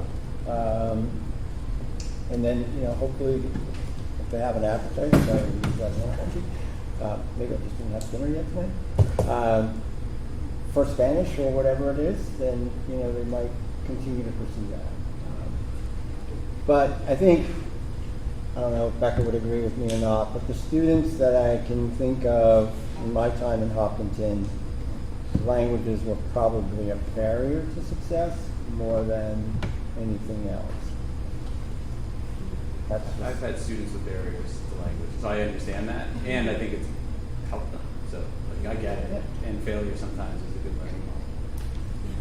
Where are we in comparison to other school districts? We're always compared to this school, that school. What are the other schools doing with it? I know you mentioned Concord. What are other schools around us with their paths to graduation? I just want to speak to where district I came from. So Timberlane, we had 3 pathways to graduation. We had a standard, which was 20 credits. We had a technical, which was 22, and then we had scholastic, which was 24. So they had 3 pathways. I know the committee kicked that around on whether it's 1, 2, or 3. So they can speak to that more on the work that they did. But it gave the 3 avenues of, I think what we talked about here is we didn't like naming them the way where I came from standard to technical to scholastic, because it was putting an identification on it, which isn't necessary because the students were achieving no matter what. So that's just the one district. I know you can speak to others. You spoke. Yeah, I mean, a lot of districts do offer more than one. I think what sets ours apart and why I'm really proud of this one is really rooted in experiential, real-world learning for students. So I think that's one of the benefits of Hopkinton and our size is that it gives us the ability to tailor a little bit more for students. So a lot of things, like when Mike talks about those 3 paths, they're just set. It's just take these classes. There's not this opportunity to explore, design, find your place, right? Like find your place. And if you have a freshman place and that's not your place sophomore year, no problem. We're gonna find a different place for you. And you get all 4 years to explore and think about, who am I? What matters to me? Where's my place in this world? And what do I want to do? And I think giving kids exposure to those opportunities is what sets our 20 credit pathway apart from some others that you may see in other districts. Can I just give the quick? So part of what we looked at, Bow has 24, but they require 20 hours of community service. Concord has 20 with no community service. Hillsborough Deering is 24, but 60 hours of community service. John Stark is really unique. They're 20, but 10 years of career experience, and then a 22 model. So, in Kearsarge, also similar. They got a 23 and a 20, and then something they call the Kearsarge Alt. So there's a lot of different ways that schools are doing it. I think this is one of those areas where I'm hoping we're going to lead the pack instead of follow the pack. Yeah. But, Redefine the pack. yeah, I really think we. Dulcie, you have your hand up? Yeah, just to jump in really quickly, because I'm going to pull Dulcie up here too. Just, Jim, what you said actually highlights, I think, the importance of like the committee work. So the very question of how world language fits in here was, I think, a conversation that an entire meeting was dedicated to, was going over that very thing. And it's in part why we had sort of the initial sheet that includes, the CNA committee maintains the following beliefs, which has in there, we value a liberal arts approach, variety of experiences, including world language, because that I will say was a point we talked about a lot in the committee. Yeah. At the high school. Yeah. Dulcie, you had a question as well?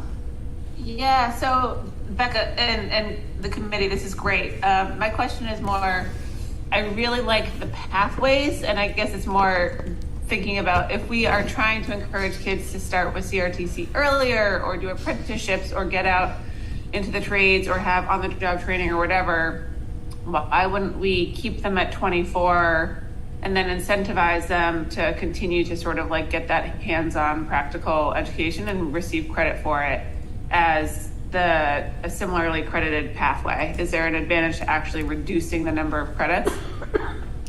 Yeah, so we did do some research into that, and so if we maintain a 24 and we maintain the requirements that we have within the 24, things like the world language, things like the additional science, the additional math components, no, math is the same, the additional social studies, maybe again this is where our size is actually a detriment to us sometimes, because a lot of these classes have very specific placements in very specific years, and there's not a lot of wiggle room. So right now, we really front load health and PE and the world languages and things like that to make sure that a lot of the required classes, if you will, are taken care of before students go off to CRTC. And this is not just for CRTC students, but that's an easy example because of the structure of CRTC, it really restricts what's available in a student's schedule. For juniors, it takes up the middle of their day. They lose 2 classes, and for seniors, it takes the first half of the day. The first 2 classes of the day aren't available to them. So it really restricts, and sometimes it's hard for kids to fill that credit count of 24 because just how the schedules fit for them in a small school. But you can't if we're just basically dropping them, then isn't that the same thing anyways, but we'd be keeping them at a higher credit load and rewarding and giving them credit for doing whatever the alternative pathway is? Is it just semantics? No, so the way this one works when you have a credit and a half of experiential, and then you have 4 other credits, a lot of those end up being half credit classes. So a lot of the open electives are half credit classes. So if you think about that, that's 8, 9, 10, potentially 11 half credit classes or half credit experiences, if you will. That might actually be too much. So exploring, one a semester or, one a year for some kiddos, that's appropriate when you're talking self-designed or experiential real-world kind of learning. But to come up with that many more credits, it might be overkill in what we were kind of researching. So if this was approved, let's say at some point in the near future, when does this go into effect? Is my question, for the students, for people who are deciding their future, what classes does it affect? Just So here. it'd be identifying the need assessment, because there are juniors now that could currently probably transition over to the pathway because of what they have going on in life, but typically it would probably impact the current freshmen and sophomores more. We're talking a small population of students. We're not talking a monumental switch. So if it were approved whenever, our counselors would evaluate our students immediately. This would impact the upcoming program of studies. Would you say that again? This work, if approved, would be reflected in the upcoming program of studies for the 23-24 school year. So like, Right. if personal finance is required, would sophomores have to take it before they graduate? It's going to probably be a senior requirement. Yay. Dulcie, did you Because have anything? you're required to have, so the state of, Yeah, this like is interesting. The state of New Hampshire requires seniors have a math experience in their senior year. And so we can identify a number of classes that contain enough math, so it counts as an experience of math if somebody chooses not to take a 4th year of math. But for us, by putting personal finance in the senior year, it takes care of, 1, the requirement to have personal finance, and 2, it takes care of seniors being required to have a math experience. So Great. that will help there. So maybe tonight what we can do is this will be a first read and folks can think on it. And if you have any more questions, if anything comes up, feel free to reach out to Rob or I or to Becca. And then at our next board meeting, we can talk about it further and hopefully move forward. Yeah, I encourage the community to emails too. If they have their thoughts on this, if they watch this meeting. Yep. Definitely like to hear from them. You're still slightly Okay. ahead of your schedule for your board goal, so it's okay. But this is really good work. Yeah, thanks. All right, thank you very much. Okay. All right. And just last point, that work's been going on for the entire last year's school year. Yeah. Right, so that committee had met 10, 11, 12 times, and it started off this year, so that's been extensive work. And commend, the 3 of you are on it, but the people you don't see their faces, all the people that were part of the committee, really great discussion, deep level, agree to disagree discussion, all of those things. So And a lot of good work at the high school level too. They dedicated, as you heard Mr. Kelly say, a large portion of their summer retreat was around this. And so, we gave them a charge from the committee. They worked on it a lot. Mr. Kelly, at the beginning of the school year, gave back to me. I did some revisions based on kind of conversations that we had, and then brought that back to the curriculum and assessment committee to kind of hash it out even further there. So it has gone back and forth a number of times last year and this year with some good conversations. And ultimately, you would graduate with a Hopkinton diploma, regardless of which track you were on. It would be a Hopkinton. Okay, so Makes sense. I am bringing to you a new issue that we're starting to run into. So that's substitute nursing. Our pool right now is 0. And meeting with the nurses last week, they've done a great job. If there has been an emergency in which they've had to be out and covering each other. So I'm going to try and talk about it without breaking any HIPAA or FERPA, but we have students with significant needs in all of our buildings in which our nurses need to be there. It's actually really different for me because coming from a district where we have multiple nurses in multiple buildings, if they're out, it has to be covered if we don't have them. So 2 things. One is identifying our pay rate for our substitute nurses is currently $150 a day. I would say in comparing districts, Concord pays $200 a day. So they're that pool, wherever they live in the middle, might be shifting towards Concord. Probably pretty standard. I feel like it's going to be Norm's question is what other people are paying is anywhere between 150 and 200. So are we comparative? Sure. Are we not at the top? Sure. Is it a point of discussion? That's kind of why I'm here.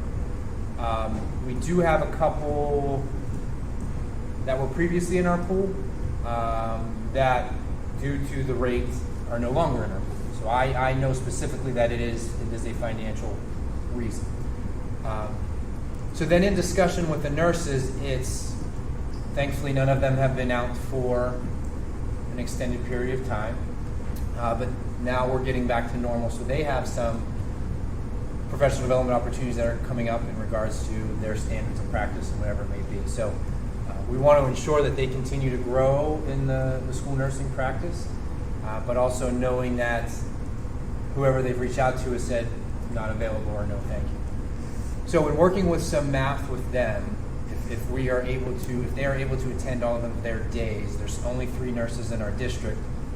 It looks as though it's going to be about 7 days that are planned, 7 days through the year, combined all 3 nurses, not all of them, okay? And then if any of them were to catch COVID right now, that's 5 days, or anything, flu's coming back around, all those things. So I am here to discuss the opportunity to increase that pay scale for nurses on the salary for substitute nurses to make it more competitive. Things that you've already supported is HES stuff. That's been clear that we're fully staffed and other districts aren't. And then we did a great job again with our HCA staff in recruiting this year. So I would make the recommendation, in doing my math with them, if we increase it to 200 or 225, it would be a salary line difference of anywhere, depending on if they were worst case scenario. Let's say if worst case scenario, it looks like a bottom line number of anywhere between $2,500 to $4,000 in our substitute line increase. Obviously, one of the other questions is, well, what about regular substitutes? Right now, we're in pretty good shape in buildings with what we're paying. We're on the higher scale of that point too, so we've been doing all right. So we need to build that base, whether it's 1. If we can just get 1, that's great for us. If we can get 2, we're looking into agencies. Agencies charge you $365 a day to send someone, and then there's also built-in costs for every time they find our person. So, living with a nurse, I know it's a challenging profession right now. There's a lot of them that have done the same as educators. They've gone the other way. And more specifically, I'll say school nursing is a niche. So you tend to not see, again, I'm living with my wife, ICU unit nurses aren't typically running into school nursing unless it's on the same as their students. So basically, I'm here to make a recommendation that we increase the substitute nurse rate pay. So, What's your recommendation about again? I would put it at $225. I would increase it $75 a day. And especially with the 3-person nursing staff, limited days out, I know what we have going on, and I would make the recommendation for this year only, and then to reevaluate, not a permanent switch. Like, what would happen if we had a nurse who was out in a building where we had a medically involved student, and We didn't have the appropriate person there. So right now, it's, in this district, is typically Nicole's our first one to, because it's the smallest student population, right? So there are schedules for students' needs, so those combined schedules cross the nursing plan. I'm trying to not, okay. So if someone needs something at Harold Martin at 9, those days are scheduled so that here maybe it's 10, so there is travel. If Nicole's out, Amy typically comes down because it's the closer campus. So it's that triage effect of covering each other for the day. I guess my question is, it seems like this becomes an impediment to the educational opportunity for that student on that given day. Yeah, not since I've been here, but there have been worst case scenarios where if there wasn't coverage, let's say both were out one day, it would obviously be a call to that family to say that, here's what we have, and typically the parents keep the students home for that day, which runs into what you said.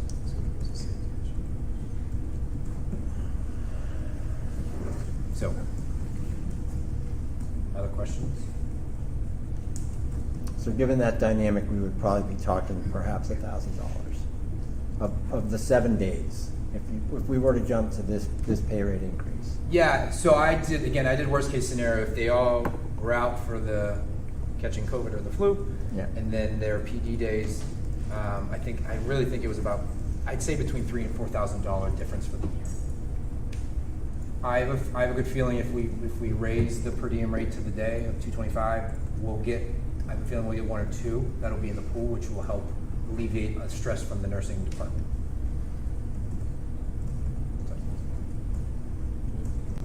Dulcie, you're good? Okay, so I would look for the board to support for the remainder of the 22-23 school year the substitute nursing rate to pay to $225 a day. So moved. Second. Any further discussion? I think nursing is an essential component of running safe and effective schools. And having a pool of 0 is not an option. Thank you for bringing it here. Yeah, it's a compliment to the team. I mean, they contacted me 2 weeks ago now. You're going to see us push out some advertisements. You'll see it go out like we've been doing with our bus monitor. Still need a bus monitor. Anyone that's looking at bus monitor. We're going to push this stuff out to try and get that pool up to 1 or 2. Again, we're smaller, so it's only 3, and there's no cross coverage. See, that was new for me. Where I came from, we had 2 nurses and a couple of jobs. Yeah. It'll be good to hear when we have backup. So Yeah. All right, if there's no further discussion, all in favor? Aye. Aye. Any opposed? All right. Thank motion you. carries. We'll go ahead and increase it from 225 for 1 year to be reevaluated next year. Perfect. All right. Moving on. So, on our original agenda, we had a budget discussion today, but I understand that we've been talking budget a lot, obviously, over the past month, and we've been presented with both our school building budgets as well as our personnel budget as well, and that there will be a finance committee meeting tomorrow where a lot of that work we had stated in our previous meeting was going to happen. It's unfortunate the finance meeting wasn't before, and so if it's all right with folks, I'd like to move the budget discussion to our next regularly scheduled school board meeting, which would be November 1st, so that the budget committee could discuss some of that stuff. Point of clarification, the finance meeting is not tomorrow. Oh, I'm sorry. It will be next week, so. Oh, next week. Okay. I don't know why I thought it was tomorrow. Your I'm weeks are just getting rushing better. you guys. I had a little palpitation. Sorry, Rob. Yeah. And the way the board meetings fell in November, it's an odd year because of the way they fell, so we'll have a meeting next week. Yeah. Can we make some general observations? I guess we've sat through some budget discussions. If that's appropriate, I don't want to. No, I think it could be helpful to inform the finance committee's discussion. I guess since I opened my mouth. You're up. Go for Sorry. it. So first, they're not here anymore, but I think Mike, you and your team did a great job, I think, of giving us tons of information, which to digest in a good discussion. So thank you for that. It's different. I mean, we did it last year, but it was really good to kind of go through it again. I guess my thought is sort of looking at that and just thinking about the world in which we're currently living in and sort of our built-in expenses associated, I think, with our higher energy costs. I struggle with, I mean, the budget came to us with a list of I think, identified needs within our district. And so, like, not all of them can make it into a budget, so I get it. It was a large price tag as we sort of dissected. So I think as the finance committee is looking through it, I guess I'm feeling sensitive to the inflationary costs that we're all facing, and to what's going to be a long winter and sort of how folks are feeling coming out of high costs across the board, including high heating, fuel, and transportation costs and all the rest. And so I just hope as the finance committee starts digging into this, there are those costs that are, we're increasing as a district just for operating, and being here, like our fuel costs and electricity. Thankfully we did our contracting, so we're in a pretty good shape, at least know what our employee costs are going to be. But I would implore us to really think about adding on other things other than those costs that we're already going to have as a district. Understanding what inflation is doing. I'm just sensitive to how much I think we can ask the community to support in going into a year which is, we're not all quite sure what that's going to be and how people are going to be feeling, but we know people aren't going to be feeling more well off than they were previously, and so I'm just sensitive to that. And so I think as we explore this budget, just really thinking about what the community may be impacted, how people may be impacted as we go forward, I think would help us a lot. I'm sure we all are, but I was just more mindful of that as I've been sort of thinking about the numbers and what's been presented. Absolutely. Thank you. Are there any other top of mind reflections about the budget to bring to the finance committee?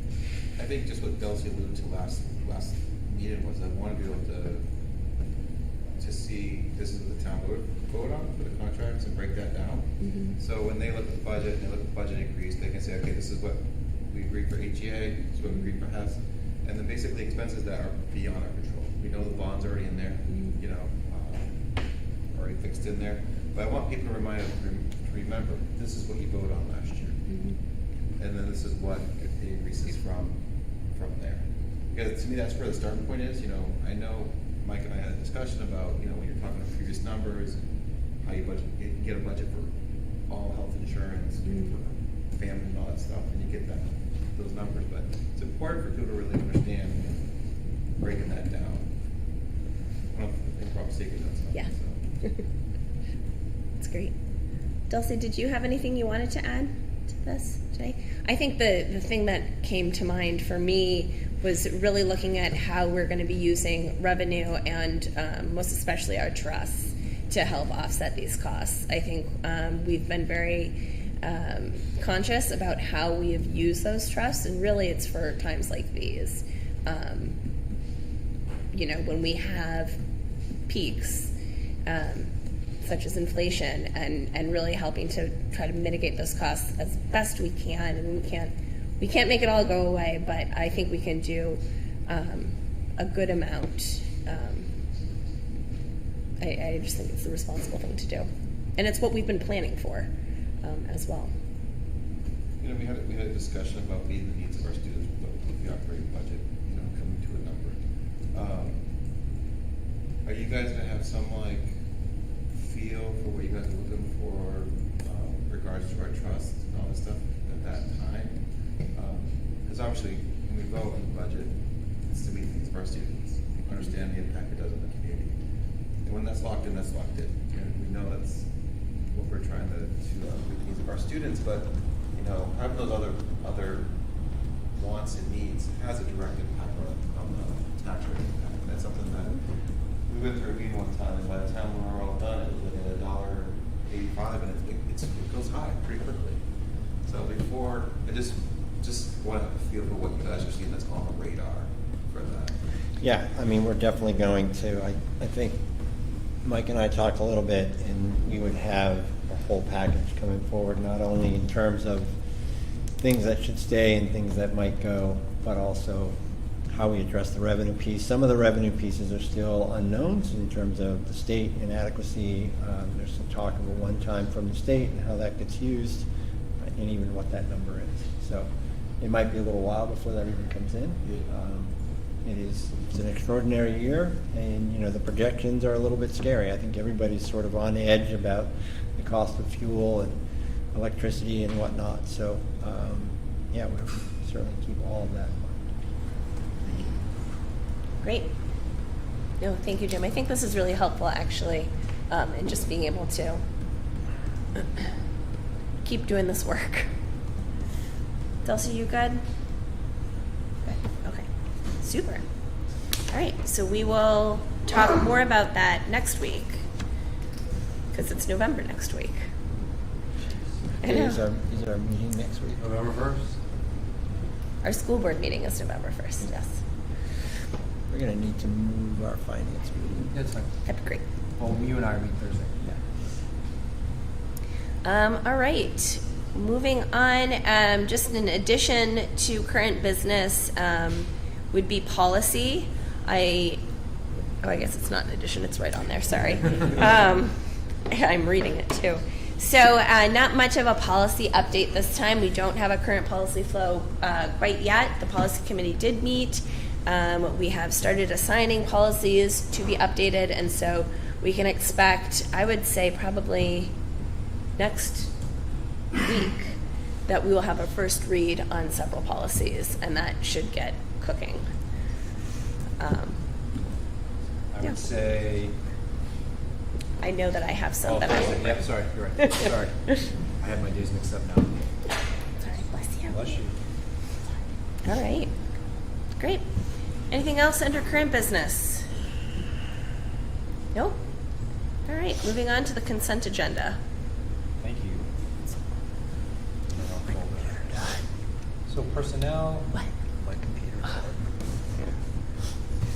You checked winter schedule B in your folder.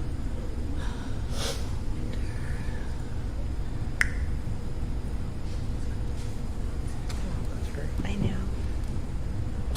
Bless you. Bless you. So the reason I'm doing this, Are we looking at winter schedule? winter schedule B, This I need one? to separate this out of personnel. So if you look at winter schedule B, you'll see the winter coaches in there. I need to move that forward as its own item to the board for approval. I see. So I'm looking for approval on Schedule B winter sports nomination slate. So that's middle school boys basketball, middle school girls basketball, middle school Nordic skiing, varsity girls basketball, JV girls basketball, varsity Nordic skiing, assistant Nordic skiing coach. So Rob, you cannot vote on this one because you are on here as Be quiet. an assistant Nordic skiing coach. That's why it's separate. Great. And you would like a separate. I would like a separate Right. motion. Is there a to- motion to approve the winter coaching schedule as presented? You sure you want to do it again? Mm-hmm. Sure. So moved. Thank Second you. review. Is there a second? Great. Any discussion? Nope. Hearing none. All in favor? Aye. Aye. Any opposed? And one abstain. Okay, great. Now I'm going to go back and go through the updates. So the other one in there would be, it is called Schedule B Fall Coaches.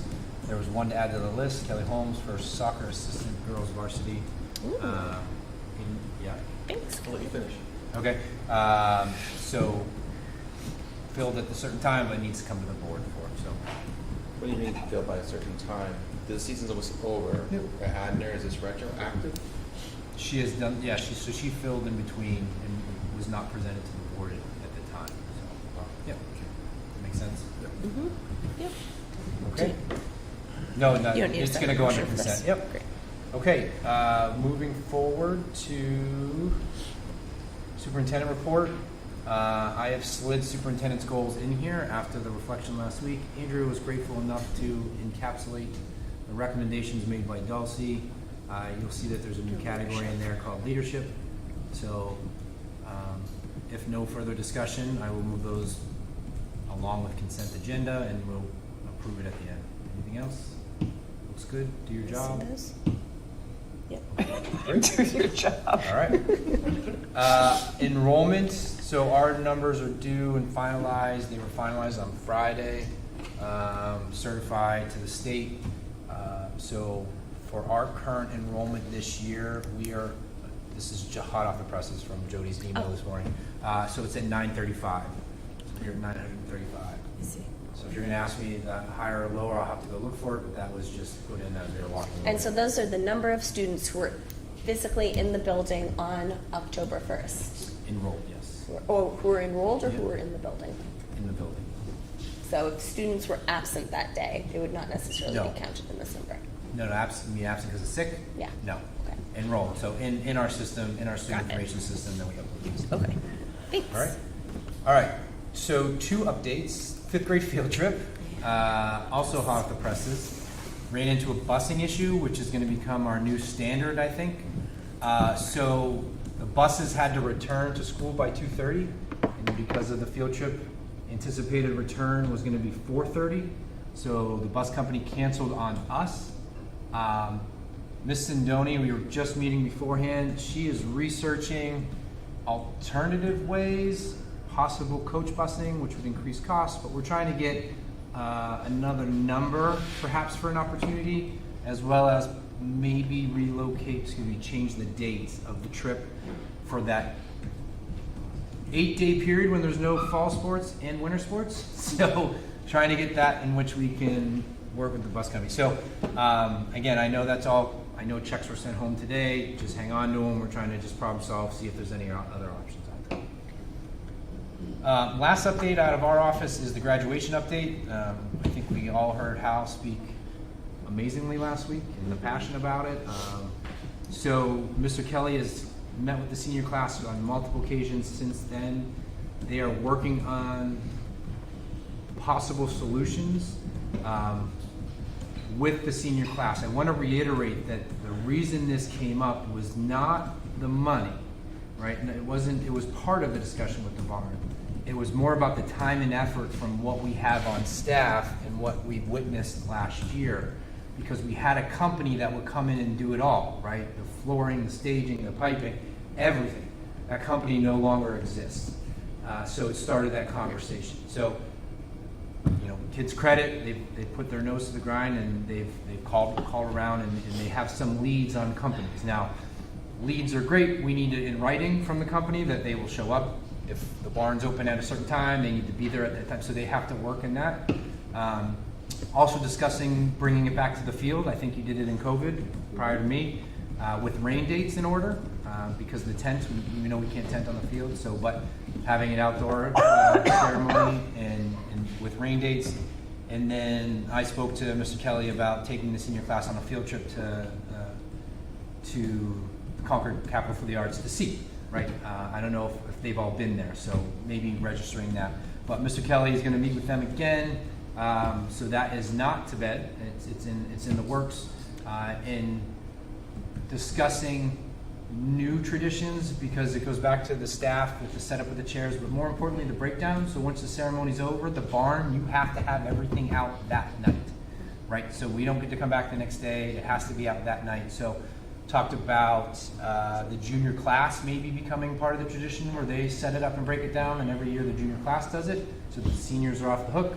Talked about National Honor Society and service hours, all of those things. So they're working on it. So we'll update you as we move along. Did you put down a deposit for the So we're, center? say that again? We held off. We held off. Okay. So they have been so kind to us in regards to continuing to pause and hold. The one thing they said, if someone comes in and swoops up a date, then that's off, but that's what we're working on. So I feel like we'll have some answers by then. That is it out of our office. Michelle is in Las Vegas at one of her conferences. She is not here this evening. There's financials are in the packet for you to review. Nothing else of significance. I believe I'm guessing you're going to say you're all done. No updates out of you? I gave my update. All right, update out of there. So with that, I would look for a motion to accept the consent agenda as presented. So moved. there a second? Second. Okay. Any discussion on all we've heard? No? Good luck with your goals. Thank you. Yeah. Good luck with the fifth grade. These are, Good news, you get to evaluate me in like 3 board meetings yeah. for the mid-year check-in, so. No, I mean, that's great. I'm excited to see them. So. Excellent. All right. All in favor? Aye. Hi. Any opposed? Motion carries. Thank you very much. All right. With that, we have made it to our second public comment period of the evening. If you have a comment that you would like to share with the board, you're welcome to come up to the mic, and we just need your name and address. And it's just a free-for-all. Richard Sallow, 565 Pencook Road. I'm going to actually, I had prepared a statement, but I'm just going to, but thanks to the superintendent's comments tonight about graduation, I think I'll just hold off, but I just want to say I strongly think that the students who go to Hopkinton schools should graduate in Hopkinton. For all of us, we'll have many more graduations. We'll have, the administration gets another graduation, but the students only get one. And I think that they should have the loudest voice in deciding where they graduate. Thank you. Thank you very much. Additional comments? Good evening. Hello. Tim Stokes, 99 Maple Street, father of Hal. I was pleasantly, happy to hear your comments about where we're at with it. I think you guys are sitting on a razor's edge here where there's a really great opportunity. You've talked about competency-based education tonight. I've witnessed in the last 2 weeks something really awesome happening with the senior class officers. I've seen Hal in his room meeting with vendors, making phone calls, visiting all around the town, looking for a venue. They've put all this awesome skills that have been put in place by their teachers, and they want this to happen. They have a task. They want graduation in Hopkinton. I don't think, honestly, they care where it is, but they want it in Hopkinton. And I think if that can happen, then giving them the voice in that is really all that matters. Thank you. Great. Thank you very much. Other comments? Morning, I'm at 86 Maple Street. Had a comment on the pathway to graduation. It seemed like in the discussion, the language was the class that would be potentially omitted from those 24 credits. I was just curious if there was other ones. I've heard some people in the community whose students are involved in sports, whether they be sports through the district or outside of the district, and parents feel that a phys ed credit should be applied if they're doing skiing and rowing and this and that, and I don't know how that would work, but it doesn't seem unreasonable. I don't know what else is in phys ed. There's probably some other content in phys ed, but I've heard people express that. I guess the other thing was if students moved into district junior year from a district that only had 20 credits, that too becomes an interesting variable with changing the dynamics. So just another point in that discussion. Under the CIP, I'm curious, Dulcie explained that there was a long, drawn-out spreadsheet that's available, and I don't think I've looked at that.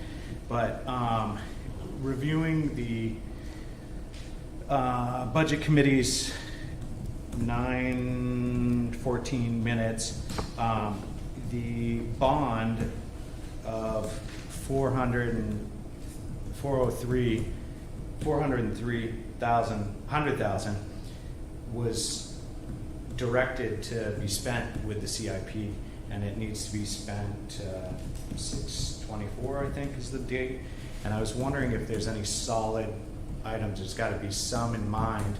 And also in the minutes on there, the flooring of 119,000, and the boiler for 57,000 were moved from the bond and used the general fund. And I was curious why. There must have been a reason for that, but I believe you guys voted on spending it that way, and I don't recall it getting brought back, but maybe you did do a vote formally to pull it back. So those were questions pertaining to CIP that I had, which probably could be followed up in budget stuff. And then another budget question on the slide last week on the breakdown of salary increases. The total increase was 988,097. There's a change to positions, and that total was listed for 321 and change. There's a change from the ESSER funds from 110. And then if you use last year's HES and HEA for the 23-24 years and deduct all those, there's still $131,000 that are not accounted for. And I'm wondering what else we're missing out of that component, because you are saying, look at the numbers, this is what you paid for, and on the slides, this is what's been disclosed. I know the HES and HEA are estimates. Clearly, there's been hirings throughout the year for IAs. There's still, I think, 10 job postings on the website for this is and that's, looks like part-time stuff. So I'm curious if we could fill in the blank, possibly, again, after budget cycle next week. I had one other, but it's slipping me. So I'll stop there. Thank you. And Lauren, that CIP plan on our main website, you just go to facilities, and that's where you'll find a link to the spreadsheet. So it's not under school board. On the district site, if you go under departments, thank you, and facilities. Yep. Facilities. Departments, facilities, since it's a facilities document. Is there a list of any other hard items that we have that to look for? that are in the CIP, or is that it's in there? Oh, the CIP. It's all in there. It's a laundry list. Yeah. Which is why we're revamping it to make it much more accessible. Great. Any other comments? Lost where I was. Dave Lambert, 305 Gallatin Hill. Going back to the alternate pathways, the 20 credit, I think it's long overdue to have something like that. I think you're severely underestimating the amount of students that would fall in that category. I think I'm hearing like 4 or 5, which is like 3 or 4%. I think you're probably more like 15 or 20%. I think there's a lot of students that really that's the direction they need to go. They're kind of wasting their time because they're trapped here, and it's my area of teaching, and so I see a lot of students hiding in my room, doing whatever they can because that's their plan. And this whole square peg, foreign language, and all these other, there's some students, it's good to get a flavor of it, but they're really kind of, you're setting them up for failure, and then they don't engage. So. Okay, thank you.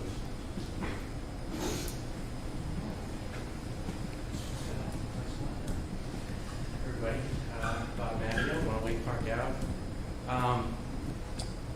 Probably already discussed this, and I was just curious if the fuel costs, so like the heating oil and propane for 20, and like associated costs like that, are those fixed for 2022 to 2023, or are we locked in for those, or are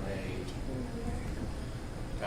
I'm just being in energy. I'm kind of watching that daily, so I'm just kind of curious if we're locked in, or if you're going to need to do readjustments on things. I think we're in a buying group. I believe we're in so. a buying group where it's locked in.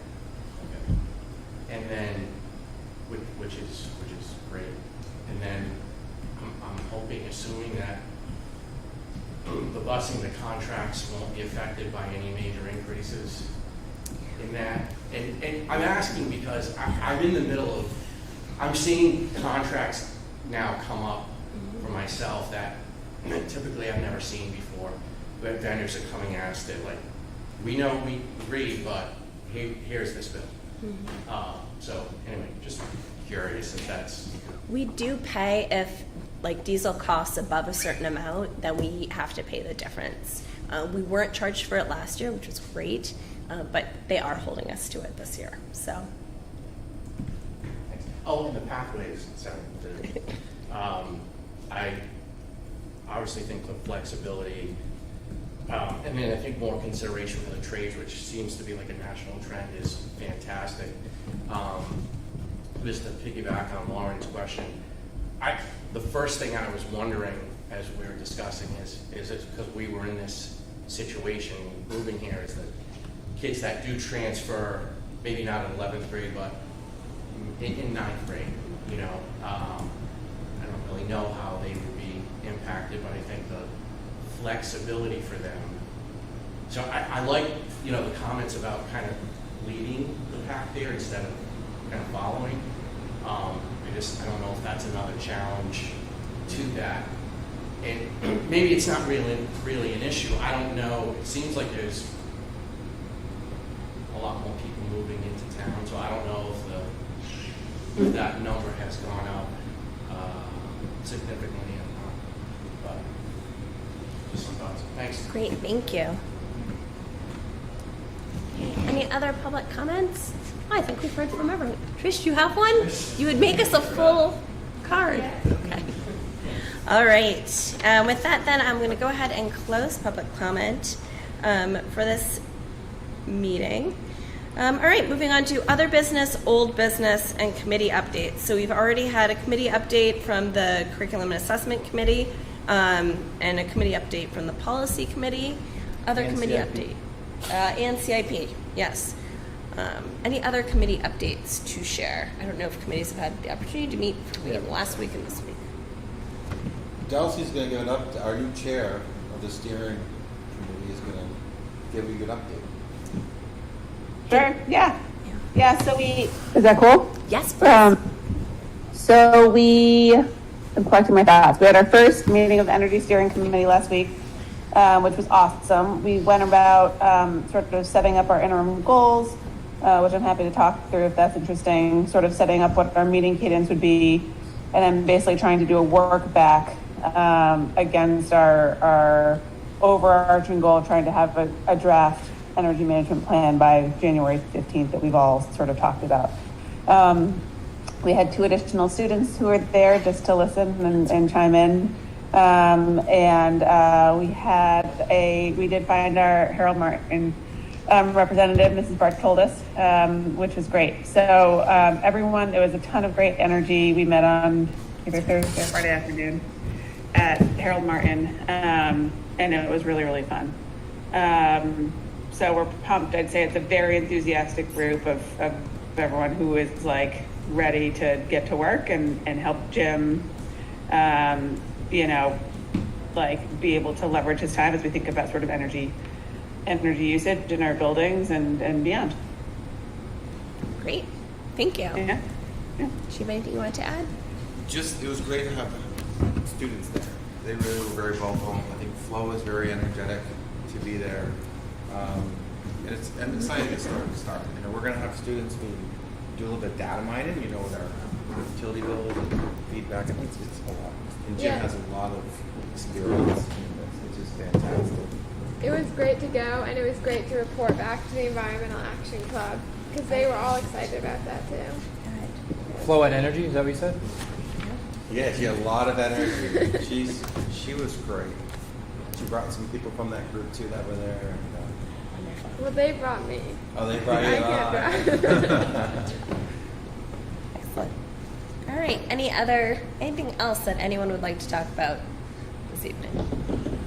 How about we do this again next week? Okay. All right. We do not. We don't have a need for public comment this evening. So with that, thank you for non-public. Oh my gosh. I looked down and I read public comment again. We have no need for non-public this evening. I took notes on public comment, actually. And with that, at 7:51, we are adjourned. Thank you, everyone, for coming.